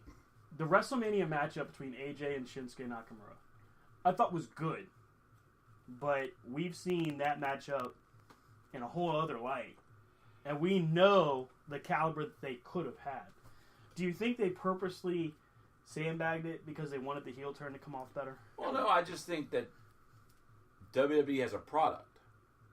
And you've seen it with any person on the indies, any person in any other federation. When they come to WWE, it's sooner or later their in-ring product becomes a WWE in-ring product. Right, and I can see that, but I got the feeling that they made... And by the way, when I say sandbags, like they basically held back. They knew what they wanted to do at the end, so they knew they could go full bore with this and then do a heel turn at the end, but that would have kind of taken away from that. Well, yeah, but there's a whole lot of other factors involved here. Yeah. I'm sure in New Japan Pro Wrestling, that may have been your main event. Mm-hmm. Like, it ended the show. Yeah. No double main events, no nothing. That was your main event. And if you ever watch a New Japan show, they just go out there and work. Mm-hmm. There's no story, no flash. And they don't need it. Right, they don't need it because they just go out there and work. So as you build up to the main event in New Japan, you literally, unless you want to look foolish, have to go out there and be better than the rest of the card. Whereas with this, you're not the main event. Right. So I'm sure, because you know that somebody in the WWE had to watch the match from New Japan. Mm-hmm. And somebody had to say, hey, look, we have Roman and Brock, And we're really counting on this to get Roman over. Mm-hmm. So you guys cannot go out there and steal the show. You'll get your opportunity down the line. Right. But for now, you have to hold back. I could see that. I mean, it was a last ditch, and it still failed, but it was a last ditch effort to get I the don't think limelight on. it failed. No. I mean, with Roman. Oh yeah. Because when he got bloodied, that crowd popped. They didn't boo. No, they went through the roof. They're like, yes, Brock is killing Roman. He's getting his ass beat. I mean, it was, and now they almost have to, and they've started to do it, but they almost have to let him just be heel. Yeah, but it doesn't. That's the problem. That's what everybody who is saying, oh, he'll be a much better heel, or, oh my God, he's just like John Cena was when Cena started, and you give him 5 years and the crowd's going to love him. No. I can't see him giving him 5 years. No. Stop. Because you're buying into the hype. You're kidding me. When somebody literally bleeds like a stuck pig and the crowd goes absolutely wild. Yeah. That is because they literally legitimately don't like him. Mm-hmm. Okay? Don't give me this crap about how good his merchandise sales, because you have the numbers. You can fudge the numbers, much like that whole crap we used to sit through. Oh, yeah, everybody vote online for whatever match you want. Oh, yeah, with like Taboo Tuesday and Cyber Sunday, yeah. And if you look at the matches, it would be a tag team match. It would be a bra and panties match, and it would be some craziness. And it's always that last thing that just literally blows everybody out the water by 70%. And you're like, no, that's not right. You know? Well, you can have a a women's championship match, a bra and panties match with two people that don't even get involved, or whatever, and it's never the match you want to see. Mm-hmm. Never. Because you can control the numbers. Or a pay-per-view called Extreme Rules, and nothing's extreme about it. There's nothing extreme about it. You know? Hell in the Cell is more like Heck in the Cage. It's time. Yeah. That they have to understand, at this point in juncture, you need to remove him from that main event spot. Because I'm pretty sure when you put him in mid-card, like I said, he'll pop again, yeah. They went ballistic for him. Mm-hmm. Fans are smarter. It's not that he's not a good wrestler. It's not that he's not a popular superstar. Don't force feed him down my throat. That's everybody's issue. Mm-hmm. I mean, I think I agree with you on that, because I don't like him either. I just think there's always there's going to be certain wrestlers that come out that are just, you're going to like, no, I don't like them. There's always been those wrestlers you like. Like, I'm sorry. Like what you want. I don't like Randy Orton. Yeah. Like, when his music hits, I'm like, oh, yay. Jinder. No. You know? Well, now I know which segments to skip. So when I see Jinder come on, I can just go and get as something. As soon as I see that dude come out going and the screen goes blank, I know, modern day my... But again, if you drop him down the card, he would become the greatest mid-carder the WWE ever had. Right. The other part of that is... Or put him with Seth Rollins, put the Shield back together. No, that didn't work last time. I can't see them doing that, honestly. I mean, I think what we're going to see... Honestly, I think Brian's right on that. I think we're going to see Roman move down. You're going to see Samoa Joe kick his ass. That goes down. I think he's going to go down because they don't have a choice move at this him point. down, Yeah. When you move him down, he doesn't have to get involved with your top tier people. Mm-hmm. Let's face it, he has absolutely no charisma on TV. Now, he may be the funniest guy in the world in the back, but they're not letting that guy out. Right. He has moments of glimpses of what he could be on the mic sometimes. Mm-hmm. But then you put him in the ring with John Cena, and Cena obliterates him. Yeah. You put him in the ring with Paul Heyman, The Miz obliterates him. Yeah, I mean, why do that? We had glimpses when he did his, not the second week, but the first week, where he just went all in on Brock Lesnar. Mm-hmm. And it was great. I mean, it was probably a glimpse at the real guy who's behind Roman Reigns. But then you see him get reeled back in, and again, you get to that main event, and he's bloodied up, and the whole crowd's like, yes, Brock is killing Roman. It was like, wow. And if that's and I am a fan of him, but if that's not an eye-opener that your main event's tier has to be restructured, I don't know what it is. Cheer you because you're bleeding like a pig. That doesn't mean that we should be like, oh, if we flip him to a bad guy, then the people that are booing him are now going to cheer him. Oh, no. If he goes full heel, he will just be booed. Booed, right. Oh, I mean, people are going to boo him no matter what. True. He's going to be the heel that comes out, and he could face the other most hated person, and we're going to cheer for that guy because we just don't like him. Well, yeah, and but there's that guy for every roster. Yeah, because now the little kids are going to boo him because they understand the whole mentality of good versus bad. And plus, now Monday Night Raw's main event tier, that level, is huge.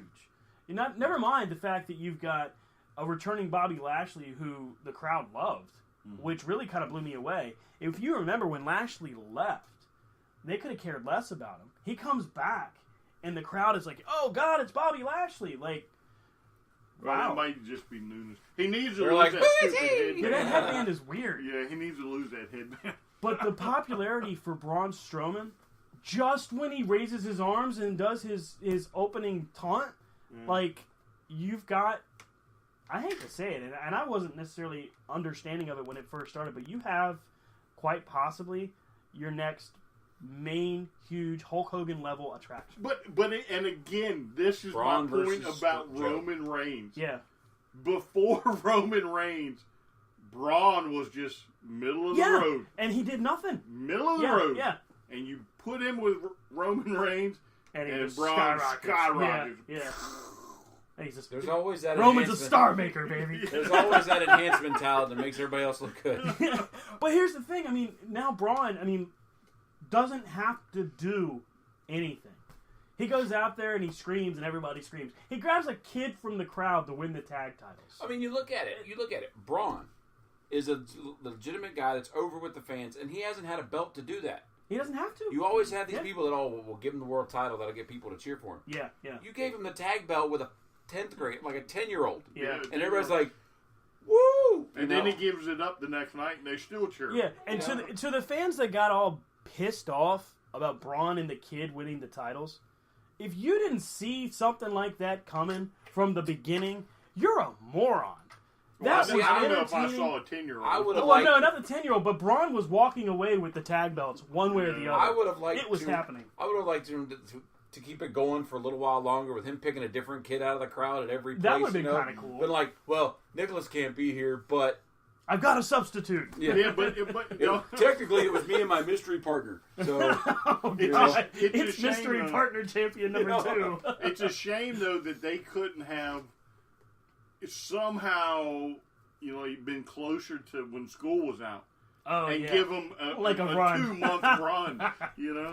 I mean, but that kid will now go in the annals of history. Yeah. You know what I mean? Like, as a 10-year-old. And people forget wrestling is supposed to be fun. I mean, that's what that was. Yeah, I get it. You want to see certain things, and all of us have our certain things that we like the best. But in that moment, Braun reminds you that it's supposed to be fun. Yeah, and I guess what's cool is that is technically the WWE's David Arquette moment. Right, yeah, exactly. And they pulled it off, and everybody loved it. Yeah, well, everybody except the few butthurt purists in the basements of the world. The people that bought the bar shirts, they're like, yes! No. I honestly, you said Randy Orton. I'm about that about the bar. I'm like, I don't get it. Like, I don't like him. But I was thinking, I hate the idea. You put Jinder, like, I was thinking about that after I said it. Like, you put Jinder Mahal, and he got in this whole U.S. champion thing. Yeah. Imagine if Jinder would spin that world and do like the whole Lance Storm thing with the U.S. title. That would have been over over. Like, he gets it. He goes, "This is now the Middle Eastern champion." Yeah, like the India title or whatever, and just like runs with it. And it's like it's not good enough to be the United States title. He'd have had Sergeant Slaughter level heat if death threats and everything. Listen, they still have a rematch, so he could feasibly take the title back and then go back. So everybody in the wrestling world, you're welcome. It'll go back to SmackDown. Right, because God, no. Remember, the IC title is on Raw. Yeah. The U.S. is on SmackDown. All right, here's the deal. All of us need to make a pact. We're cheering for Jeff Hardy. You don't have to do it any other time. I don't know. If he slaps the sticker on, Oh, that might just be enough. That's the deal breaker. That might just be enough. I mean, it would put him into the stratosphere with hate from fans. Sure. I mean, you could very easily torque him up. I mean, he can wrestle. He can. He does have a natural charisma to him. Yeah, it's just that in this day and age, it's played out. I mean, and his this problem was is what his they were mic doing skills. 40 years ago. Yeah. If they would take him off the mic and give him that, and one just of, let the one Singh of brothers his do it. people, Yeah. just talk for him, and he can just sit back and then whisper to the other one like, "This is what I want to say" or something. Yeah. Where the problem is when he opens his mouth, and you're like, "All right, shut up, 3-man band." He doesn't have any ethnicity to him when he speaks. Like, he doesn't actually have an accent or anything. So when the Singh brothers speak, they kind of have that. They roll the R's or whatever they have to do to make it work. And he just doesn't have that. But we do have, since you brought it up, Drew McIntyre, Heath Slater, and Jinder Mahal are all on Monday Night Raw. If they put the we band can see back the 3-man band reunion. We might all be like, all right, it had to happen at least once. I quit. They do that. Where does Dean Ambrose go when he comes back? Is he a free agent now? No. Or does he stay on Raw? Stay on Raw, I guess. I couldn't see him in the mix on SmackDown, to be honest with you. Not right now. No, Dean is another one of these guys that until he finds it, he needs the right opponent. Yeah. He was over as... Sorry, go ahead. No, go ahead. He was over as the Lunatic Fringe. Yes, and his feud with when Seth he was doing the Lunatic Fringe and the craziness and all that stuff, he would be the one that you would want to bring the hardcore title back for. Yeah, someone like that. Because when he's doing that, but when he was doing this last Dean thing, when he was like... Yeah, when he won the IC title, it was just stupid. Yeah, it went out the window. Well, I think all the way up until he won the title from Seth, when he cashed in, I think Dean was at his hottest. He wins the belt. He gets to his feud with AJ, and you had just this inherent knowledge that AJ was coming away with that belt. That Dean was not going to somehow escape as champion, regardless of James Ellsworth's involvement. You just knew that AJ was going to win that title. And then after that happened, it was just Ambrose just kind of fell to the wayside. I think that was just he just runs out of steam at that point because he just doesn't have the right opponent. I think that's the big point there. Well, maybe he just got pissy. Maybe he did. Maybe he had the boo-boo face after they told him he was losing to AJ.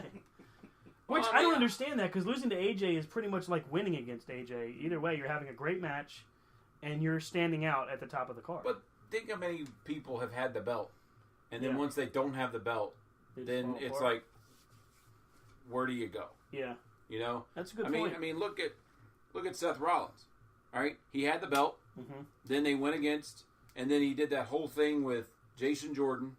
Yeah. And then it's like now he's Intercontinental Champion. Let's burn it down. He's the Intercontinental Champion. But then it's like, I mean, it's almost kind of like Finn Balor. Like they made him Universal title holder, and now it's like he can't get a belt to save his life. The whole thing with Finn Balor hurts my heart. The guy went, he was at the top of the charts in New Japan. He gets signed to NXT, and he's blowing the roof off. He's got the demon. And now he's just Finn Balor, and they won't let him be the demon, or he doesn't want to, depending on the reports you read. But this is an attraction, a legitimate, huge attraction when you let him be, and they won't do anything with it. I know you got so many people in there, you got so much in that mix, that it's got to be hard to mix that up and put somebody else over. I mean, I like the demon character. I think the demon is a good thing for every once in a while. Like when he's in that feud and he just can't get over, he can't beat it, you know what? You go back and then the demon comes and bam, but like WrestleMania happens. I like Balor. I just think now that he's on SmackDown with the club, they should put him together and let him run rap shot off everybody. Balor's on SmackDown? He's been on SmackDown, hasn't he? No. Oh. No, just the club. They took the club away from Finn Balor. Yeah. Well, they haven't been together. Well, sorry. They were together for 1 week. Yeah, pretty much. Yeah, and they made a big deal about it. And it's like, never mind. Everybody's in the... Did you hear when he said Bullet Club on Monday night? And then it was Oops, I mean Balor Club. Way to go, Corey that may Graves. very well have been the death knell. They're Yeah. like, well, we just can't get it straight. We're not gonna gonna do any Cody confusion. Rhodes and Kenny Omega any more airtime than they really need. So Yeah. just break them up. Hey, careful. You said Cody Rhodes. That's a cease and desist. I don't want that. You don't want that. Nobody wants that. I don't care. I like how So- Dustin's changed his screen, his Twitter handle. Oh, yeah? It's Dustin Rhodes. It's not Gold Dust. Excellent. That would be kind of cool to see him before he officially retires, to see him have a run as Dustin.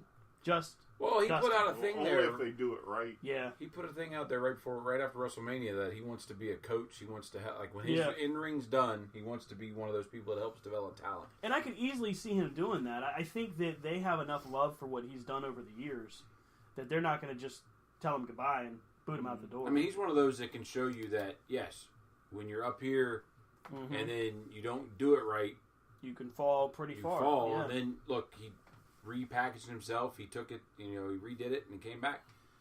Yeah, you definitely send him to NXT if you can keep him under contract. Yeah. It's going to be an interesting few weeks. We've got Backlash and the greatest Royal Rumble ever. Now, the greatest Royal Rumble ever, Is that noon? noon on Friday on the WWE Network. This Friday? Yep, Mhm. this coming Friday. You've got a 50-man Royal Rumble. We'll start with that. Guys, who do you think wins the 50-man Royal Rumble? I don't know who's in it. Yeah. 50 men. Like, Everyone. I mean, that's why I say Rob's in it. you've got a good 70% of your roster in a war zone right now. Right. And there was reports as of yesterday Not a war zone. Don't give me, of an attempted coup going on with the royalty, the royal family over there. I mean, that's the craziest thing. We could be watching, sadly and scarily enough, like, I don't want to say it. I don't even want to put it out in the atmosphere, but I'm honestly a little afraid for what could happen there. I'm afraid to put it into words. It depends on who's in the greatest Royal Rumble. I mean, you've already got the matches. You've already got Brock versus Roman. You've already got AJ versus Nakamura. I could say, like we just got done talking, I mean, it could be in Balor in a ladder match for the IC title. You've got Balor, Samoa Joe, Seth Rollins, and The Miz for the Intercontinental title. Well, the two SmackDown guys are be done. So Joe and Miz won't do it. It'd be cool to see Balor do it.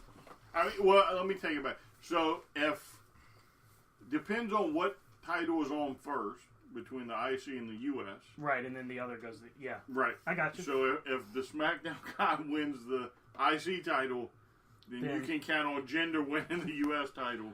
Oh, I put it bet back you. on Raw. I bet you that happens. I bet you money that happens. I bet you Joe or Miz. No, I bet you Miz wins his Intercontinental title back and celebrates it on SmackDown.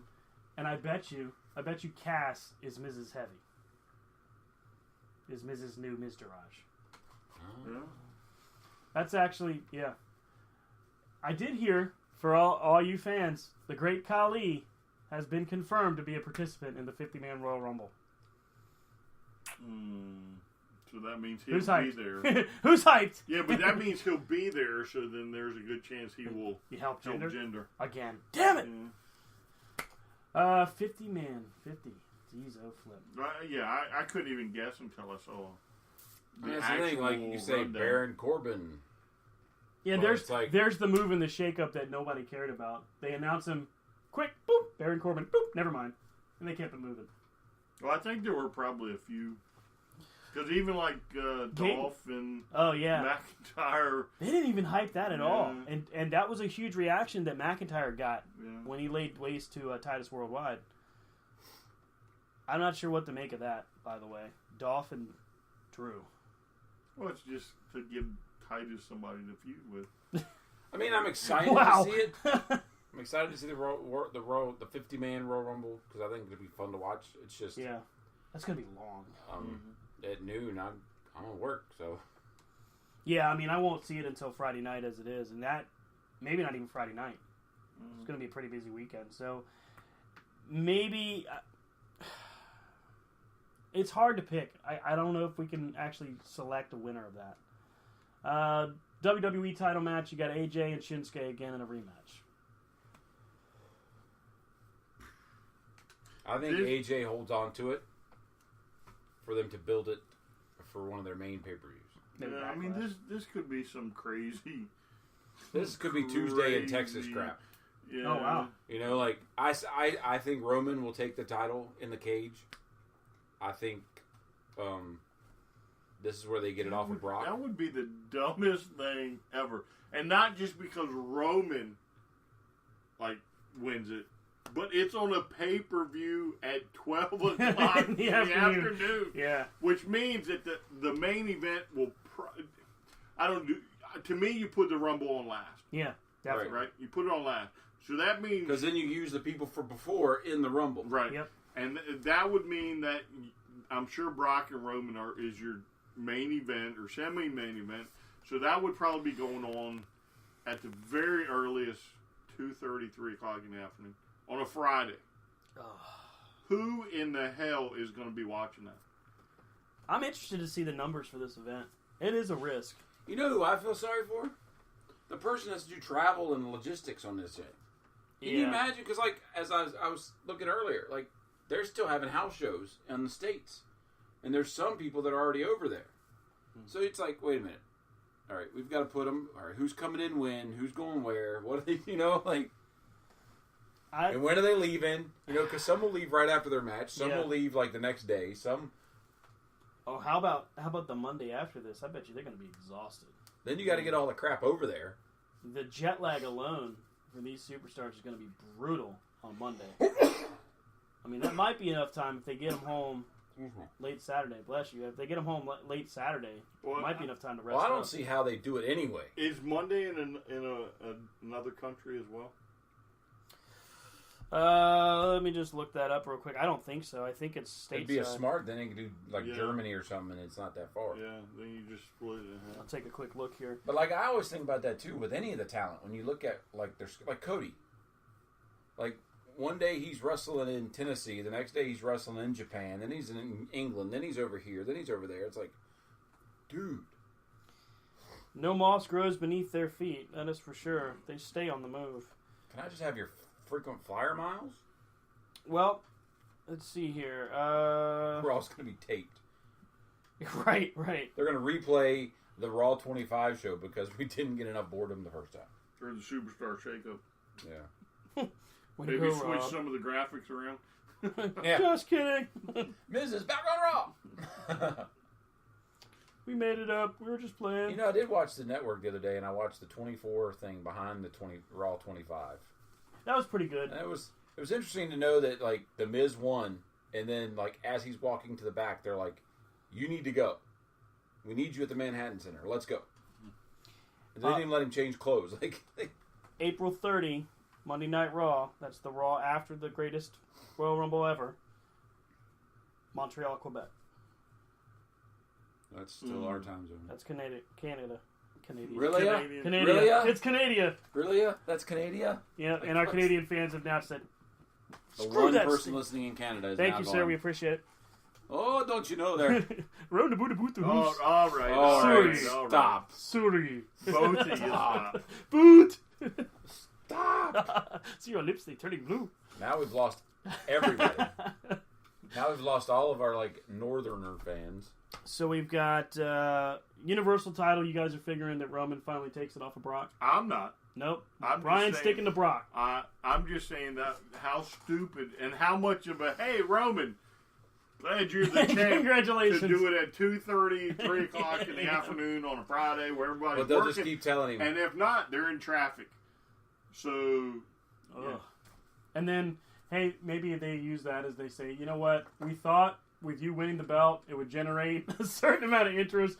But unfortunately, Roman, it didn't happen. We gotta let you go. This is their transition way, so they can be like, they can blame it on everything else. It's all Roman's fault. It's all the time zone. Yeah, here's the other thing too. So all the kids are in school, right? But then let's flash forward all the way over to say California.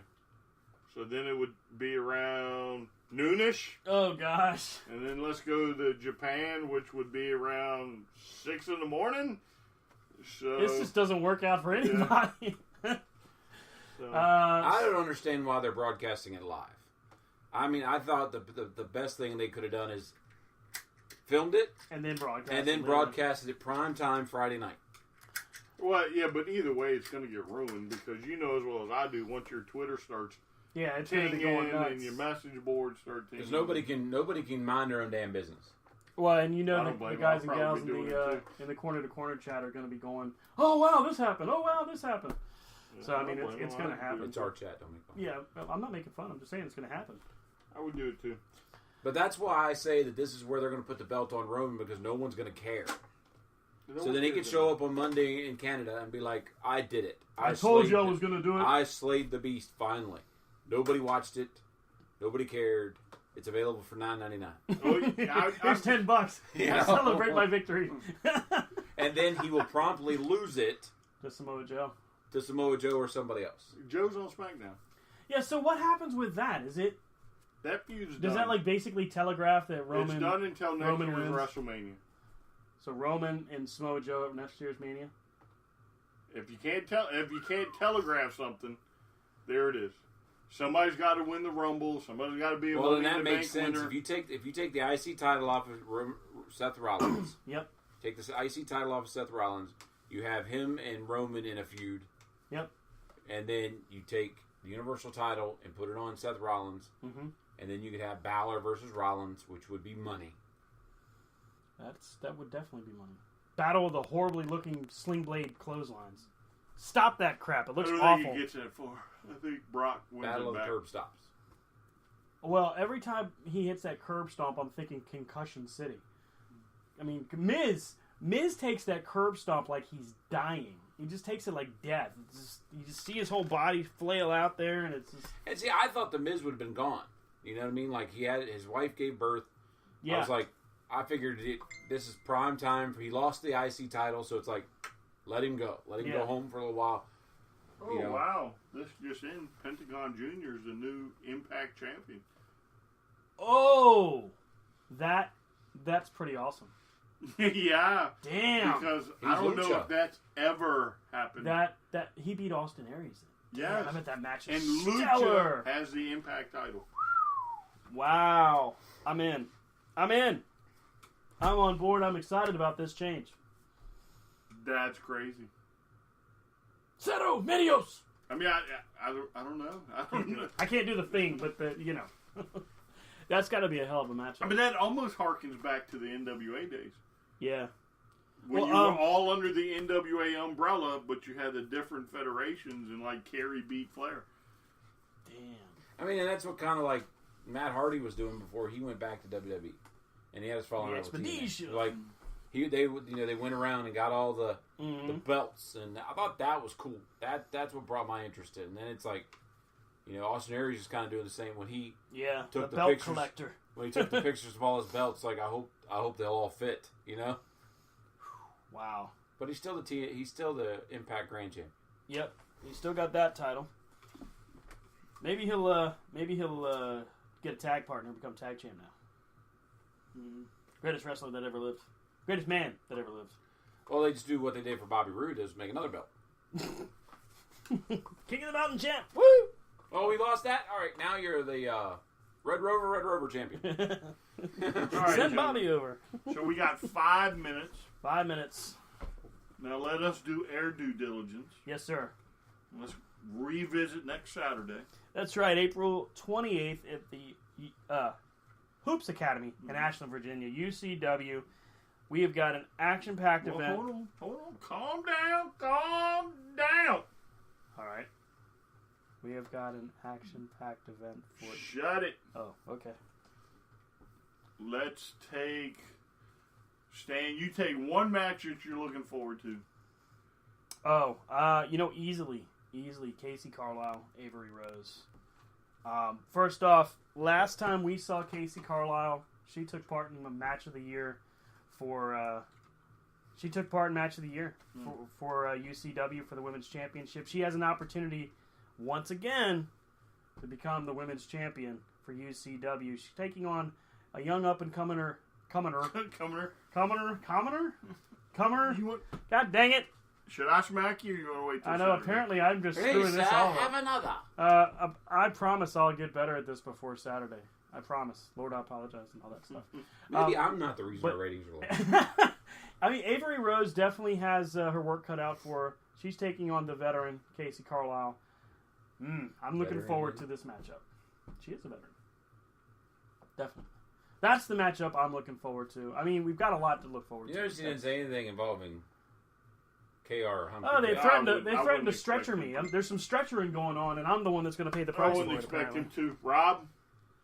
I'm looking for. Thanks, Rob. Brian, what are you... I'm just kidding. I'm looking forward to the match of where the mouths finally have to put up with Noise Pollution versus Cheap Thrills. Ooh. They've both been going back and forth for months now. Now, unfortunately, something happened, and they couldn't at the last Defiance. They couldn't get face to face for the titles. But this time, there's nothing standing in the way.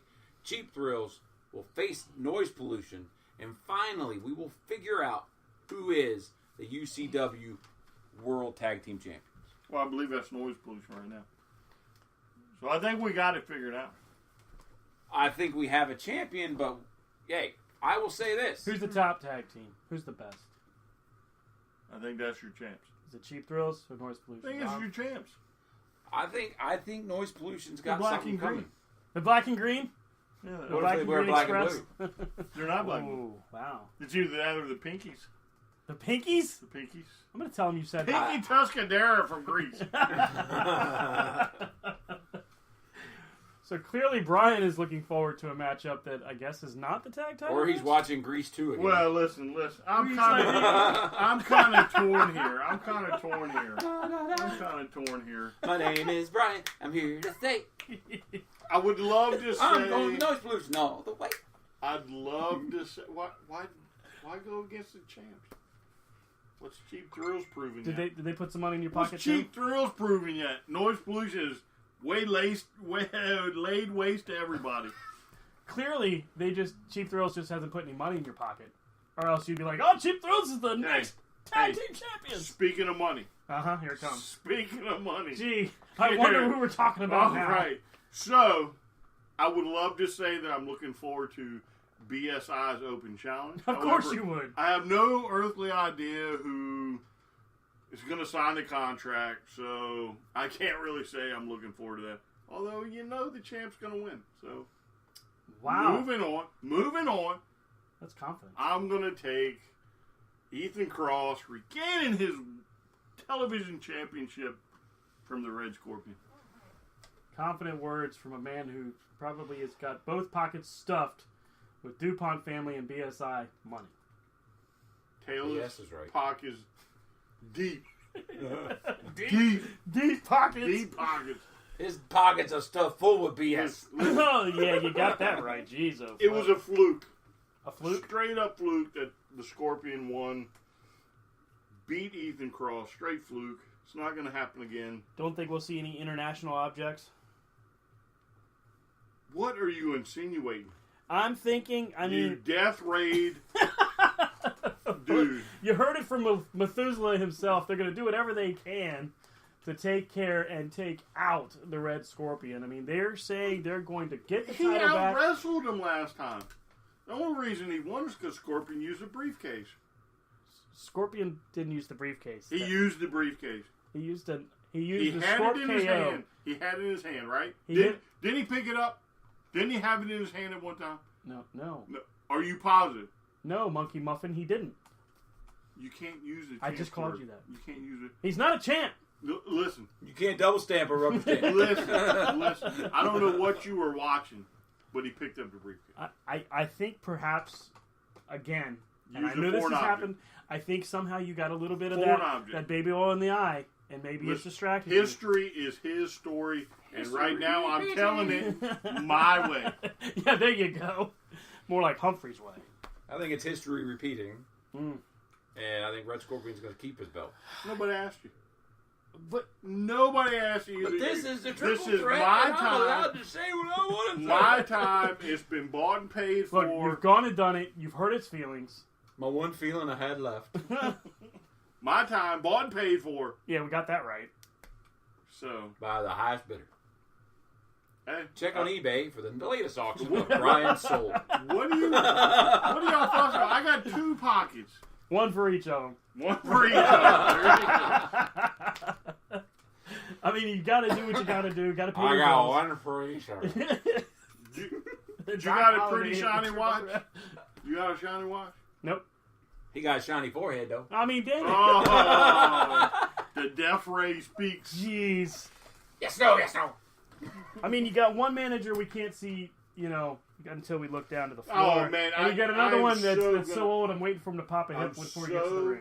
going to make sure that if this BSI Open Challenge continues, one day your name is going to appear on the paper. And as soon as KR you can imagine reach KR my eye level, wearing- we can have a man-to-man chat about it. You imagine KR wearing a Hump's jacket? It's like a baby in a blanket.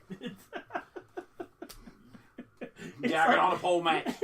It's like what happened when cavemen were wrapped up in the animal skins. It's this little bitty baby boy named KR. Listen, And that Humphrey J's jacket, big old coat. the jacket costs more than your car. Yeah, in 1972. Now. No, now it's $5 Yeah. Goodwill. yeah, I'm pretty sure I Not get that true. same coat over at Goodwill for $5, Not true. along with Listen, the $2 shades that he gets from Walmart. listen, everything's going out live. They're hearing what you say. Hey, So KR, they bring me an open called. contract. They said I had 12 we'll get strands of Stan's hair. name on it. Then we'll get Rob's name on it.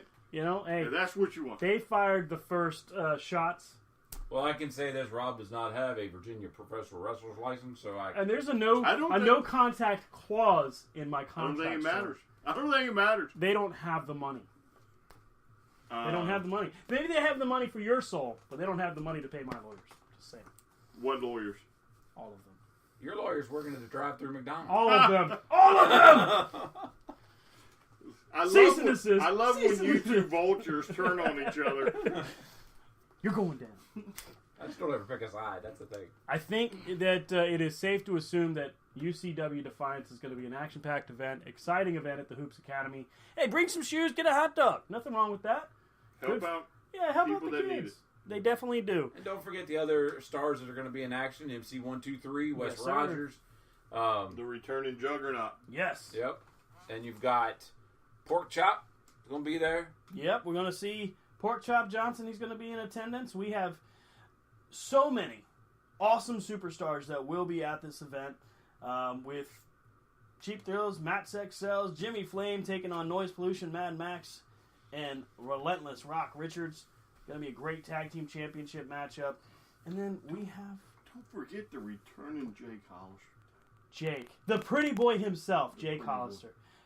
Who dazzled the last time we saw him. Hey, I gotta say he was impressive when we saw him last. So this could be an opportunity, Yeah, I a know. big win for Did him. you if have he could beat him. Did you have little feelings in your nose? Yeah, I had to wipe the drool from the side of his No, mouth. no, that was clearly a mistake. I sneezed. It was a little. It wasn't drool.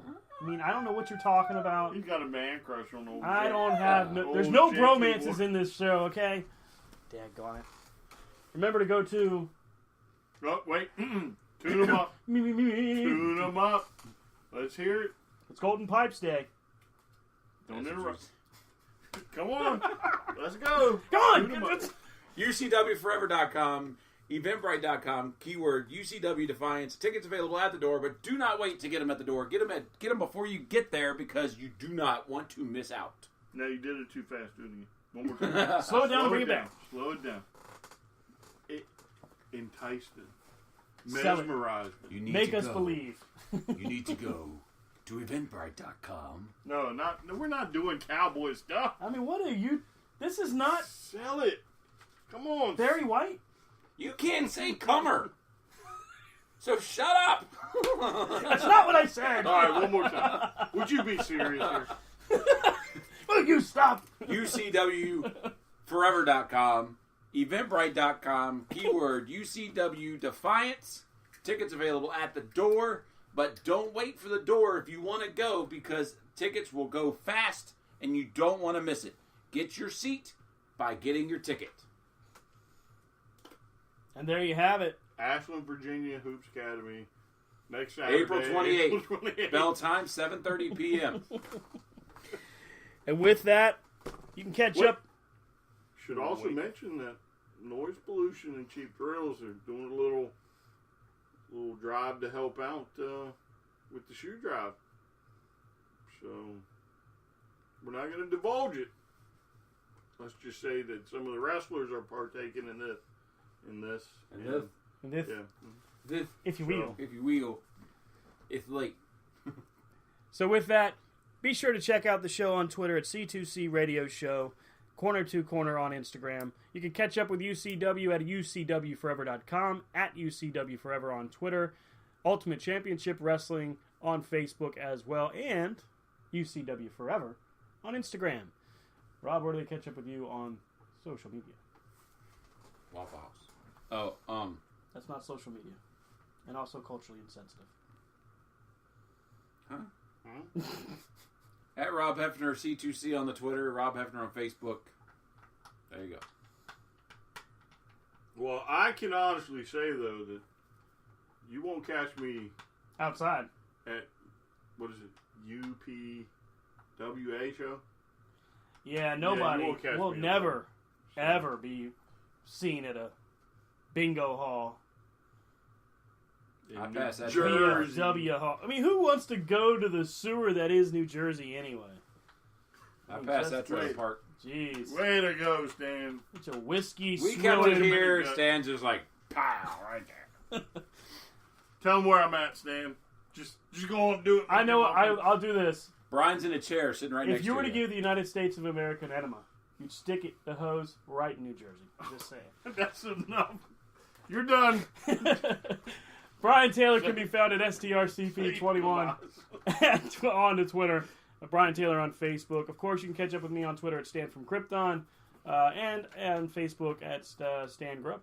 So with that, thanks again for listening. We will see you Arriba! Sunday with our official Sunday Defiance recap Sunday and greatest Royal Rumble ever recap. Sunday. One day only. Have a great night, everybody. Thanks again to Humphrey J. Dupont we'll IV and KR Superstar for joining us, and we will see you next week. Have a great week, everybody.